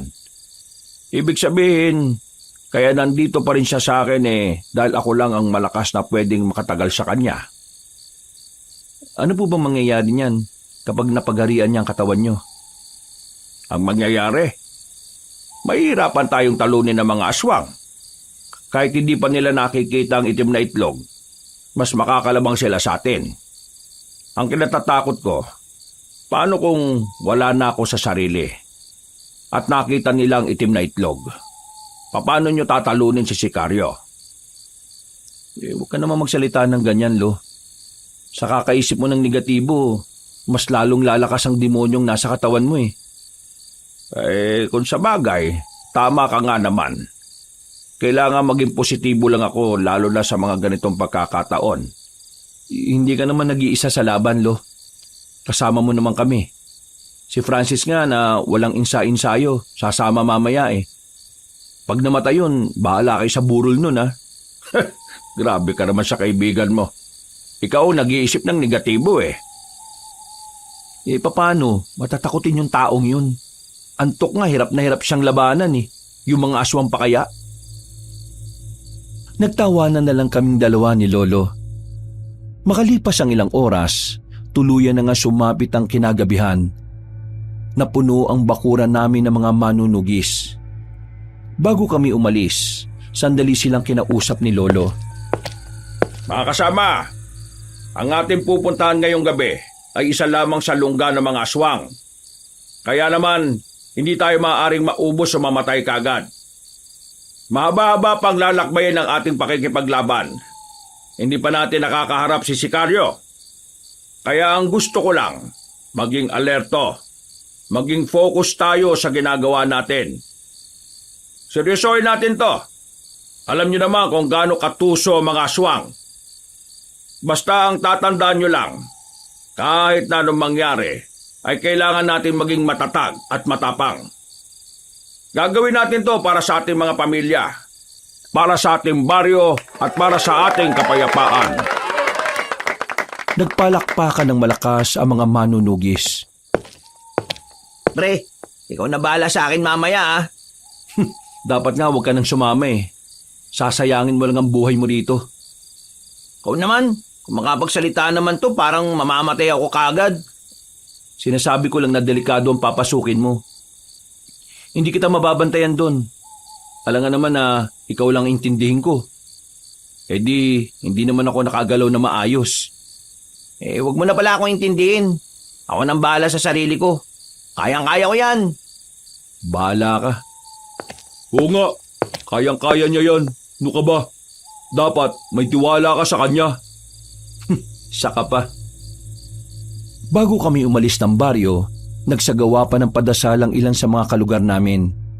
Alam kasi nilang lahat kung saan ang tungo namin. Nung gabi ring yun, Pre, malayo ba pupuntahan natin? ewan ko, hindi ko alam. Basta, sumunod ka na lang. Alfred, anong gagawin mo mamaya kay Rosal kapag nakita mo siya? Ngayong daladala ko na tong katana ko, ihiwain ko katawan niya sa dalawa. Ingat ka, Alfred, ha? Magaling man din lang ang mga babaeng aswang. Alam ko, natuto na ako sa ginawa niya nung una. Natigil ang aming pag-uusap nang sumenyas na si Lolo Dencio. Marahan kaming umupo lahat. Sa mga sandaling yun, naramdaman na namin ang presensya ng mga aswang. Pero nanatili kaming tahimik sa kinalalagyan namin. Nakatingin lang kami sa magiging senyas ni Lolo. Hindi nagtagal ay nakita na rin namin ang grupo ng mga aswang na may mga dalang malalaking lampara. Kitang-kita namin na may bitbit silang mga tao na wala ng malay. Tumutulo pa ang dugo habang binubuhat nila ang mga yon. Tao yun? Huwag kang maingay. Tinakpan ko ang bibig ni Francis. Napatigil ang mga aswang nang marinig nila ang kaluskos na nalikha namin. Dahil dito, walang choice si Lolo kundi ang sumenyas na ng pag-atake. Sabay-sabay kaming lumabas. Hindi ko na hinintay pang makalapit ang mga aswang. Tumakbo na ako patungo sa kanila. Gamit ang mga katana, pinag-aataw ko ng taga ang mga yon. Sinabayan din naman ako ni Dabong. Nasa 20 aswang ang mga yon, pero hindi sila tumagal ng 3 minuto sa amin. Mababang uri ng aswang lang ito. Sila mga nautusan na kumuha ng makakain. Pero huwag tayo maging kampante dahil mas marami pang aswang na makakasalubong natin sa daan. Napatingin ako kay Francis. Nakatayo lang siya sa gilid. Hindi makapagsalita. Kung maliwanag nga lang sa kinilalagyan namin, baka nakita na namin ang namumutla niyang mukha. Francis, nakita mo naman siguro ang ginawa namin kanina. Ngayong merong oras para umatras, ipapatid kita sa mga tao ko kung ayaw mo nang tumuloy. Oh, hindi. Kasama pa rin ako. Nagulat lang naman ako eh.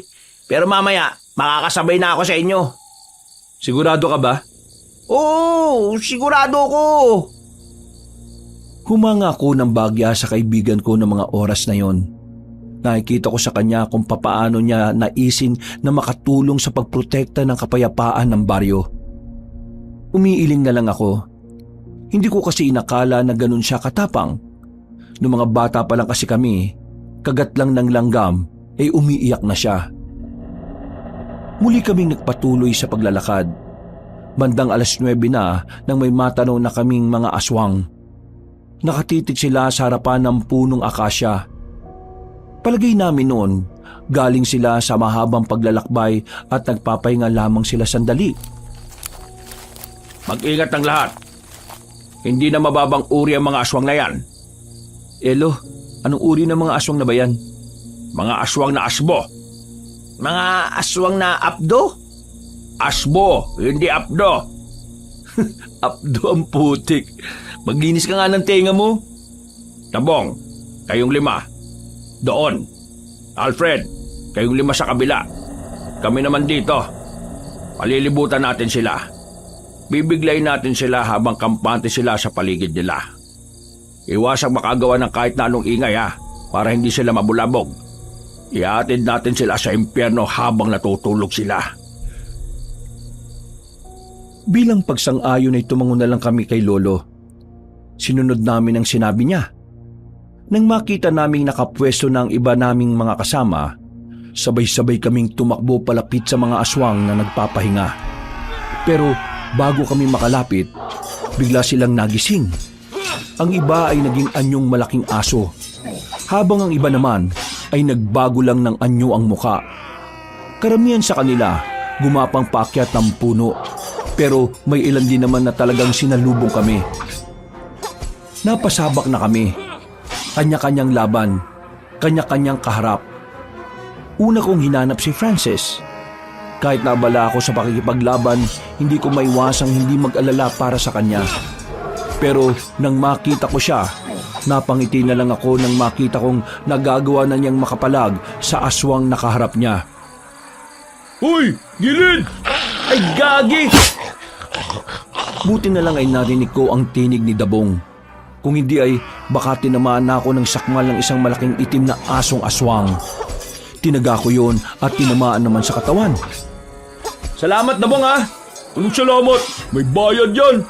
Ay buwisit! Sinuyot ko pa ng tingin ang buong paligid.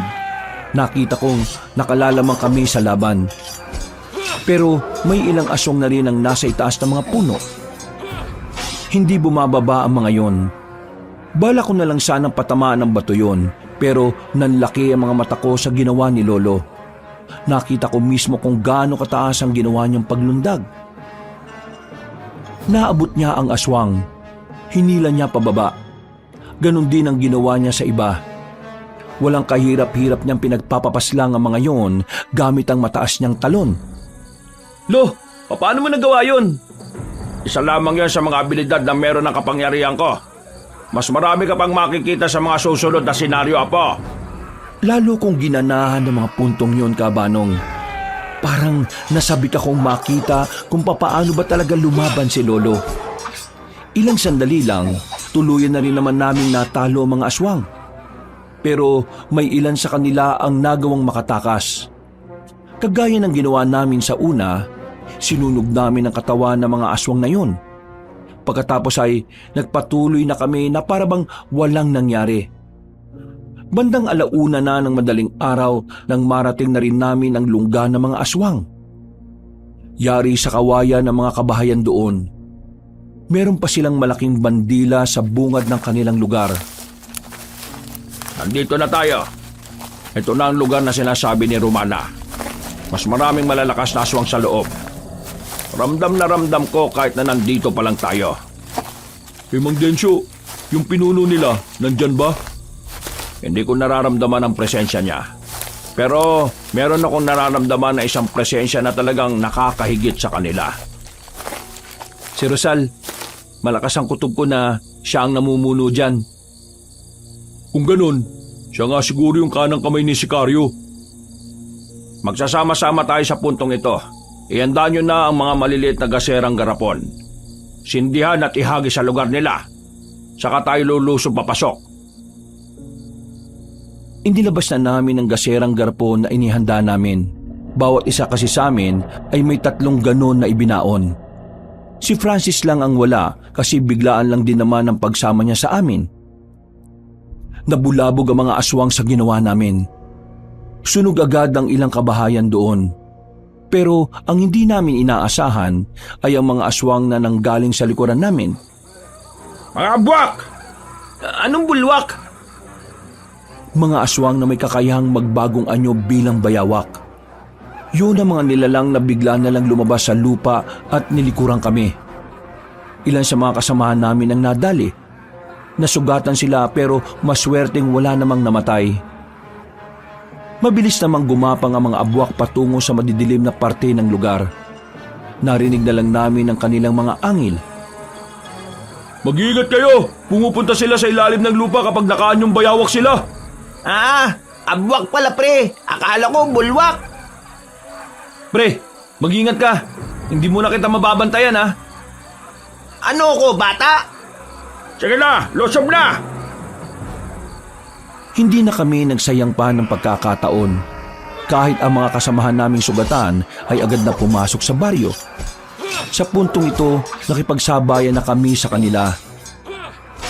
Sa kaliwang banda, nakita ko si Rosal na nakatuntong sa bubungan.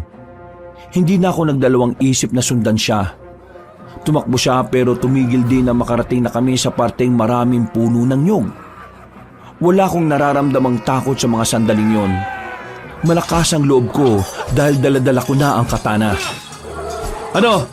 Nakapagilamos ka na ba na maigi? Parang amoy na amoy ko pa rin yung baho eh. Tanga ka ba? Wala namang amoy ang tayo ng baka eh. Ang tinutukoy ko ay ang baho ng hininga mo. Tama ng satsat. Pagbabayarin kita sa ginawa mo sa mukha ko. Tingnan mo, oh, may bangas na ako.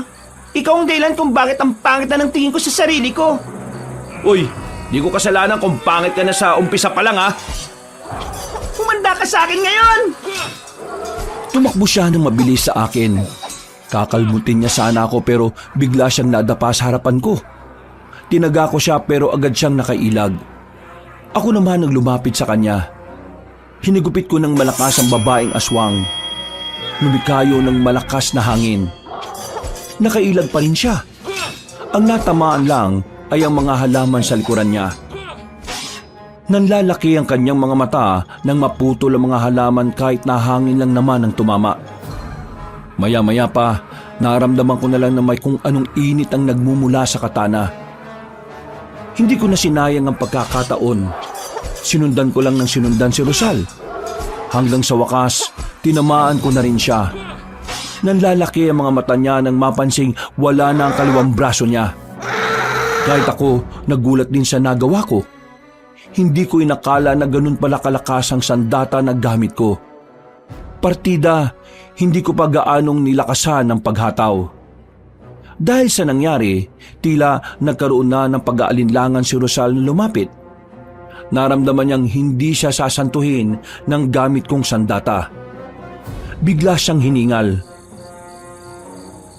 Anong klaseng tao ka? Bakit may ganyan kang klase ng sandata? Hindi sa akin to. Hiniram ko lang to eh. Kaya pasensya ka na lang. Ako ang nakalaban mo. Kung si Dabong kaharap mo, baka nanalo ka pa eh. Pakitaan mo lang ng dede yun eh. Bibigay na yun. Hindi ako papatalo sa'yo. Kahit isa na lang ang braso niya, wala siyang pagdadalawang isip na lumusob sa akin. Pero handang-handa ko sa mga sandaling yun. Kaya nang lumapit siya, bigla kong hinataw ng malakas ang babaeng aswang. Hindi na siya nakailag pa. Tinamaan siya sa dibdib. Hindi na siya nagkaroon ng pagkakataon na makatayo.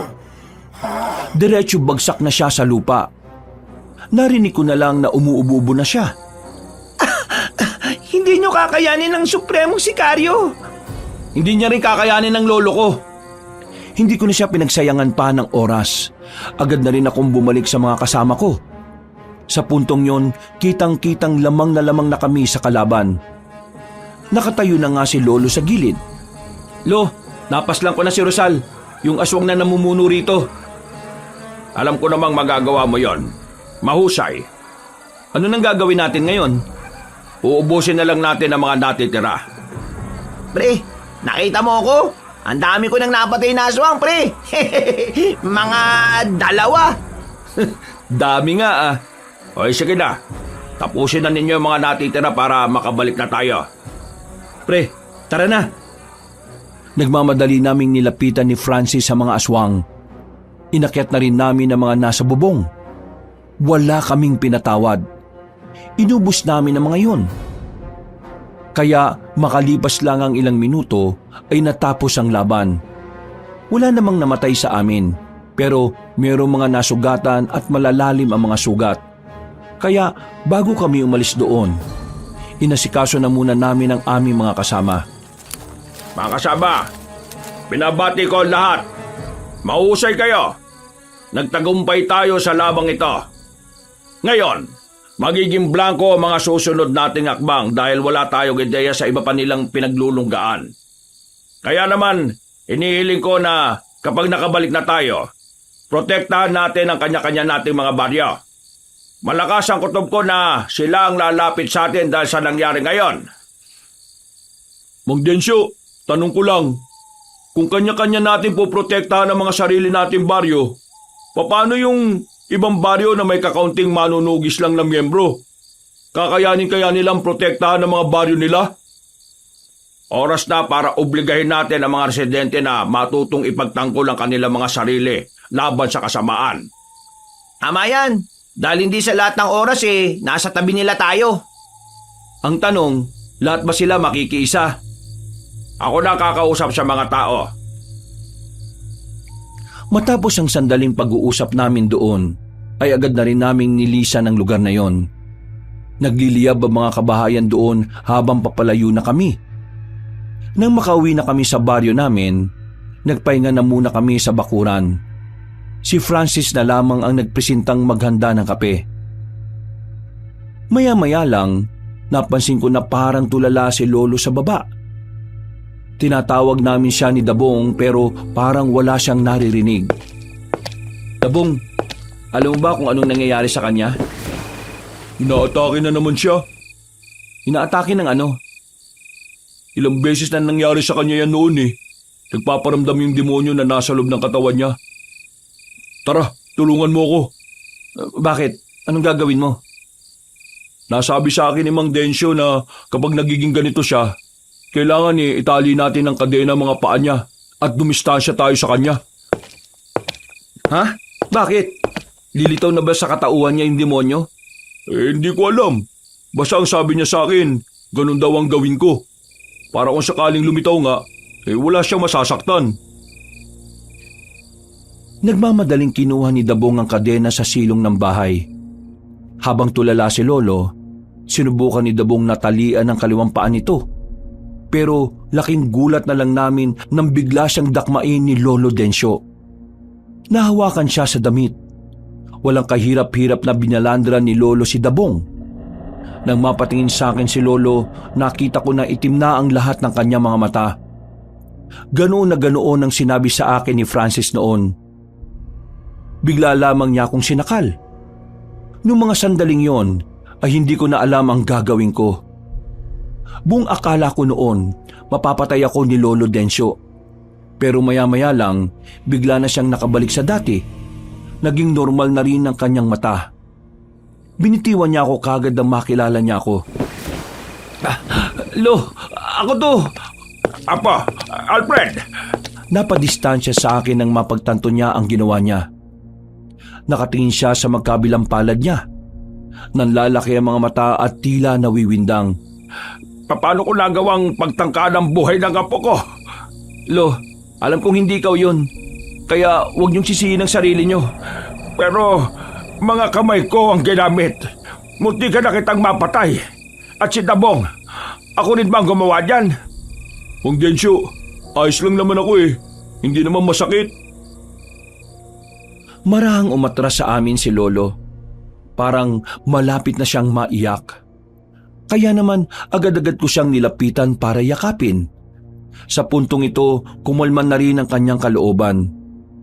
Nayupo namin siya, pero naroon pa rin ang pangamba niya.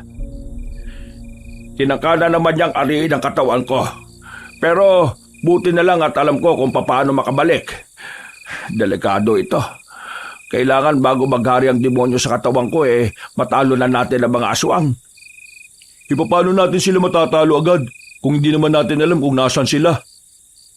At kung maghihintay lang naman tayo rito, hindi naman natin alam kung kailan. Magpapakalat na agad ako ng mga tao bukas. Papahanap ko kung nasaan ang lungga ng mga yan. Kailangan na natin makaharap si Sicario. Hindi ko alam kung ano mangyayari sa oras na nakontrol na ako ng demonyo. Napapalunok na lang ng laway ang lolo ko. Kitang-kita ko sa mukha niya ang labis na kaba at pagkabahala. Kaya naman, noong mga sandaling yon ay hinawakan ko ang kamay ng lolo ko. Pinalakas ko ang loob niya. Sinabi ko na sa kanya na kahit na anong mangyari, hinding-hindi namin siya pababayaan. Lumipas naman ang gabing yon nang maayos naman ang naging kalooban ni Lolo. Gumaan naman ang pakiramdam niya. Kinabukasan ng umaga, maaga kaming nagising lahat. Isang balita agad ang dumating sa amin mula sa ibang grupo ng mga manunugis. Lumapit kay Lolong pinuno ng mga yon. Umiiyak. Ang sabi nila, nalagas ang buong bilang nila nang lusubin sila ng isang baryo ng mga aswang. Nagkakatinginan kaming lahat. Ang umagang yun ang hudyat na kailangan na naming kumilos. Gumawa agad si Lolo ng magandang plano. Pagdating ng tanghali, handa na rin kaming lahat. Kaya naman wala na kaming sinayang na pagkakataon. Kailangan na nating unahan ng mga aswang. Hindi sila maaaring makalapit sa mga baryo. Tayo ang lalapit sa kanila. Ihandaan niyo mga sarili ninyo. Dahil ngayong araw, mas malalagay ang mga sarili natin sa panganib. Maaring manalo tayo, pero maari ding ito na ang huli nating sandali sa mundo. Kaya naman, ang gusto ko ay ibibigay natin ang lahat na makakaya natin para matalo ang mga aswang. Muling nagsigawan ng mga kasamahan namin. Sa mga sigaw nila, kahit papaano ay nakahugot kami ng lakas ng loob. Agad-agad na rin kaming umalis. Halos 2 oras din ang paglalakbay namin. Nandito na tayo mga kasama. Iandaan ninyo mga sarili ninyo. Tahimik ang baryo nang dumating kami roon. Ayon kay Lolo, tila inaasahan na ng mga aswang ang pagdating namin. Maya-maya pa, isang matandang lalaki rin ang nakita naming naglalakad sa loob ng baryo. Papunta siya sa bungat kung saan naroroon kami. Nang ilang metro na lang ang layo niya sa amin, ay tumigil siya at tumingin sa amin ng may ngiti. Mukhang may panauhin pala ako ngayong hapon. Hindi ko inaasahan na palay na pala ang lumalapit sa manok. Pero kinagagalak kong malaman na narito kayo. Nang sa ganon, may bibigay nyo ng madali sa akin ang itlog na itim. Sa kasamaang palad, wala sa amin ang hinahanap mo. Hindi kami narito para ibigay ang gusto mo. Narito kami para gawin ang gusto namin. At yun ay ang wakasan na mga binabalak ninyo. Wala sa inyong itlog?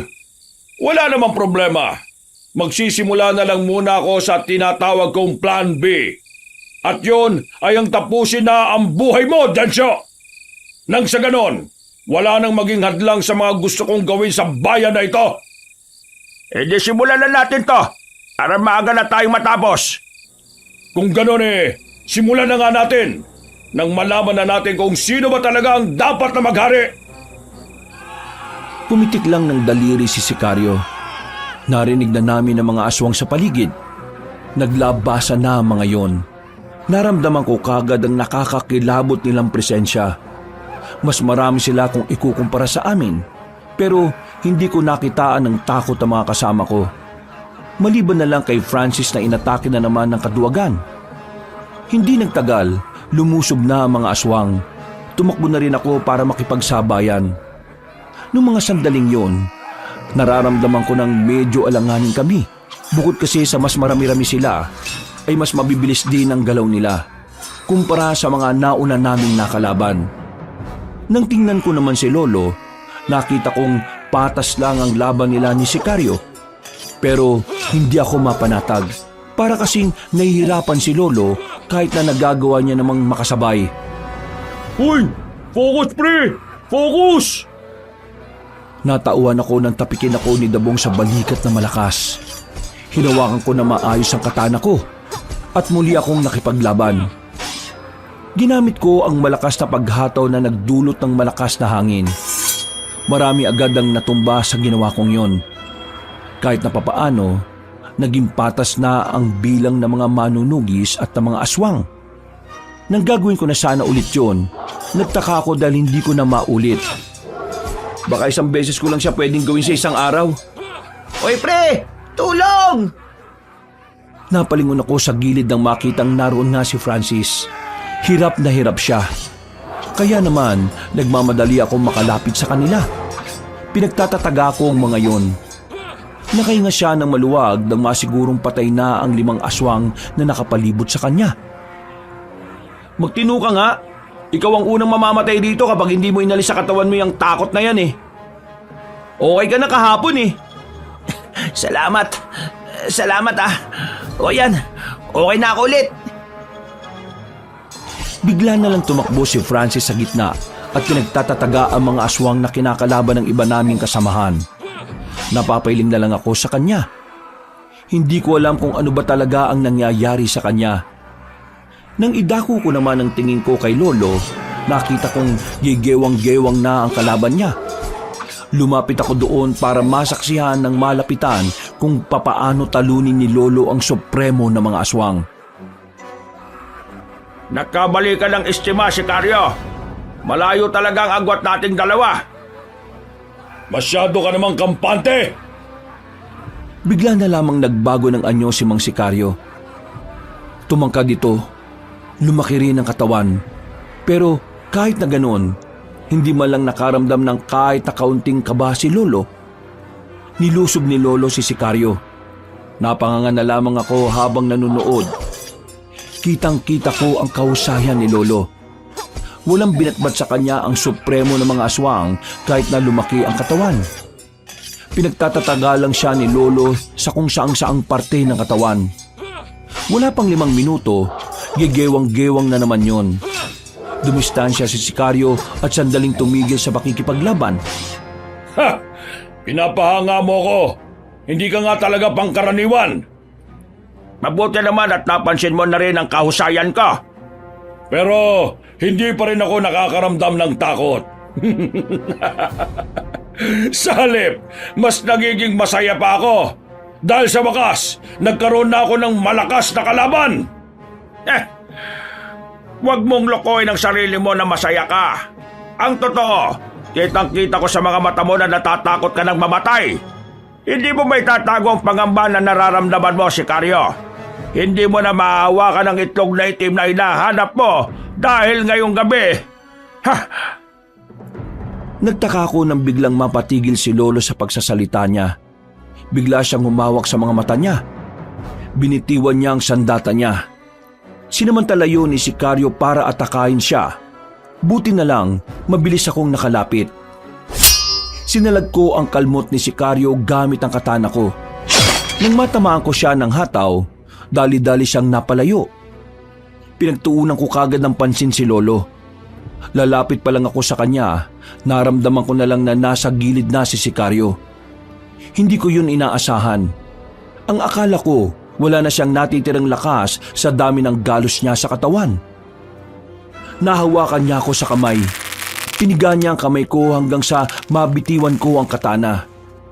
Humaba naman ang kuko niya. Itinutok niya yon sa leeg ko. Mamili ka, Densyo. Buhay ng apo mo o buhay mo? Hindi sumagot sa kanya si Lolo Densyo. Noong mga oras na yun kasi, lumitaw na naman ang demonyong nakatago sa katawan niya. Naging kulay itim na rin ang mga mata niya. Pati na rin ang kamay nito. Maging si Sikaryo ay nagtataka rin kung ano ang nangyayari sa lolo ko. Dahil sa pagkamangha at pagkawindang, nakakuha ko ng pagkakataon para makawala sa kanya. Sakto naman na biglang lumusob si Lolo. Pero hindi na si Lolo Densyo ang kumokontrol sa katawan niya. Para na itong mabangis na hayop na walang nakikilala. Ilang beses ko rin siyang tinawag pero hindi na niya ako naririnig. Ha? Sino ka? Anong klaseng nilalang ka? Nahawakan ni Lolo Densyo si Sikaryo sa muka. At kahit anong gawing kalmot at suntok ng supremong aswang, tila hindi naman tinatablan si Lolo Densyo. Nang si Lolo Densyo naman ang sumuntok ng malakas sa tagiliran, agad na tumilapon si Sikaryo. Hindi pa nakontento si Lolo. Sinundan niya ulit ang matandang aswang. Pinagsusuntok niya yun ng marami sa muka. Wag! Huwag kang lalapit sa kanya! Pero baka hindi na mabawi ni Lolo ang katawan niya. Mamamatay ka lang!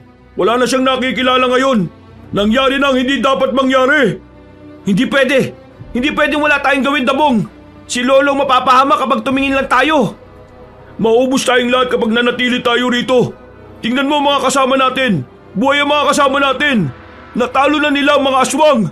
Hindi pwedeng si Mang Densyo ang pumatay sa ating lahat, kaya kailangan na nating umalis habang hindi niya pa namamalayan na nandito tayo! Ayaw ko mang iwan si Lolo Densyo noon, pero napagtanto kong tama naman ang sinabi ni Dabong. Hindi na si Lolo ang nakikita namin. Isa na siyang demonyo na hindi namin kayang pigilan. Palis na sana kami nang biglang tumigil si Lolo sa pagsuntok niya sa walang buhay na si Sikaryo. Lumingon siya sa amin. Parang sa tingin niya palang na yon, kami na ang isusunod niya. Nagtindigan na ang mga balahibo ko. Lalo na nang makita naming naglalakad na siya sa aming direksyon.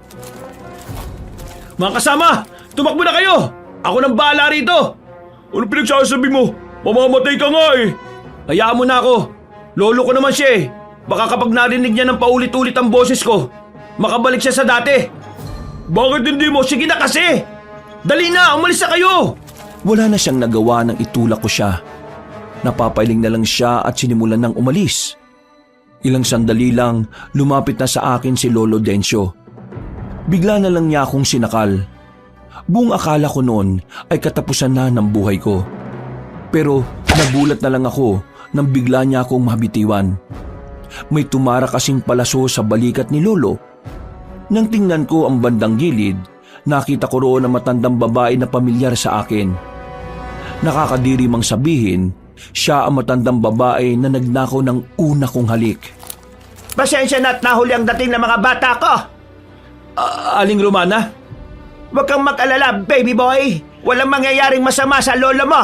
Ang pinangtira ko sa kanyang palaso ay sagrado. Aalisin ng palaso na yan ang lahat ng negatibong elemento na nasa katawan ng tao. Kabilang na riyan ay ang demonyong namamalagi sa katawan ni Densyo. Akala nyo hindi ko alam ang tungkol doon, ano? Pakis nga uli! Hindi ko siya pinansin. Nilapitan ko na muna si Lolo. Nakabalik na siya sa dati at tuluyan nang nawala ang demonyo. Wala na siyang malay noon kaya agad na namin siyang ibinalik sa baryo. Kinaumagahan lang naman, sa tulong ni Aling Romana ay nagkaroon na siya ulit ng malay. Naging normal na ulit si Lolo. Wala na rin ang demonyo sa katawan niya.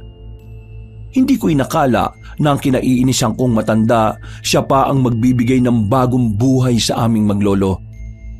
Kahit na sinagip niya ang buhay namin, hindi ko pa rin kailanman papatulan si Aling Romana. Mula nang matalo namin ng mga aswang, nagkaroon na rin ng kapayapaan ang kaisipan ng mga taga-baryo. Idiniklara na ring ligtas ang buong Romblon. Lumipas lang ang 5 buwan, pinagretiro ko na si Lolo. Ako na ang pumalit sa kanya bilang albularyo at manunugis ng baryo namin. Apo, maraming salamat ha. Maraming salamat kasi kahit na may iba ka pang pangarap sa buhay, pinagpatuloy mo pa rin ang nasimulan ko. Lo, ito talaga ang pangarap ko, ang maging kagaya ninyo. At saka, ang gusto ko, ako naman ang maging tagapagtanggol mo. At ang gagawin mo na lang, mag-relax at pagmasdan ako kung papaano ko mas lalakas. Naniniwala ako sa kakayahan mo, Apo. Nandiyan lang pala kayo eh. Oh, eto na oh. Dala-dala ko na tong lambanog. Walang magdadrama kapag may lasing na ah. Sino kaya madrama nung nakaraan? Nakakaisang bote ka pa lang umiiyak ka na. Kabanong, sa ngayon ay ako na ang kinikilalang protektor ng buong Romblon. Kahit wala naman ng aswang na nakikita rito, patuloy ko pa rin pinagpapatuloy ang mga nasimula ng aking lolo. Naniniwala kasi ako na ang pagiging tagapagtanggol ng kabutihan ay hindi natatapos sa isang tagumpay. Dahil ang pagiging instrumento ng kabutihan ay patuloy na ginagampanan anuman ang maging katayuan sa buhay. Kabanong, hanggang dito na lamang ang aking kwento. Maraming salamat po sa inyong pagbabasa ng aking sulat at pinagpalang araw muli sa lahat ng mga kabangers. Wakas.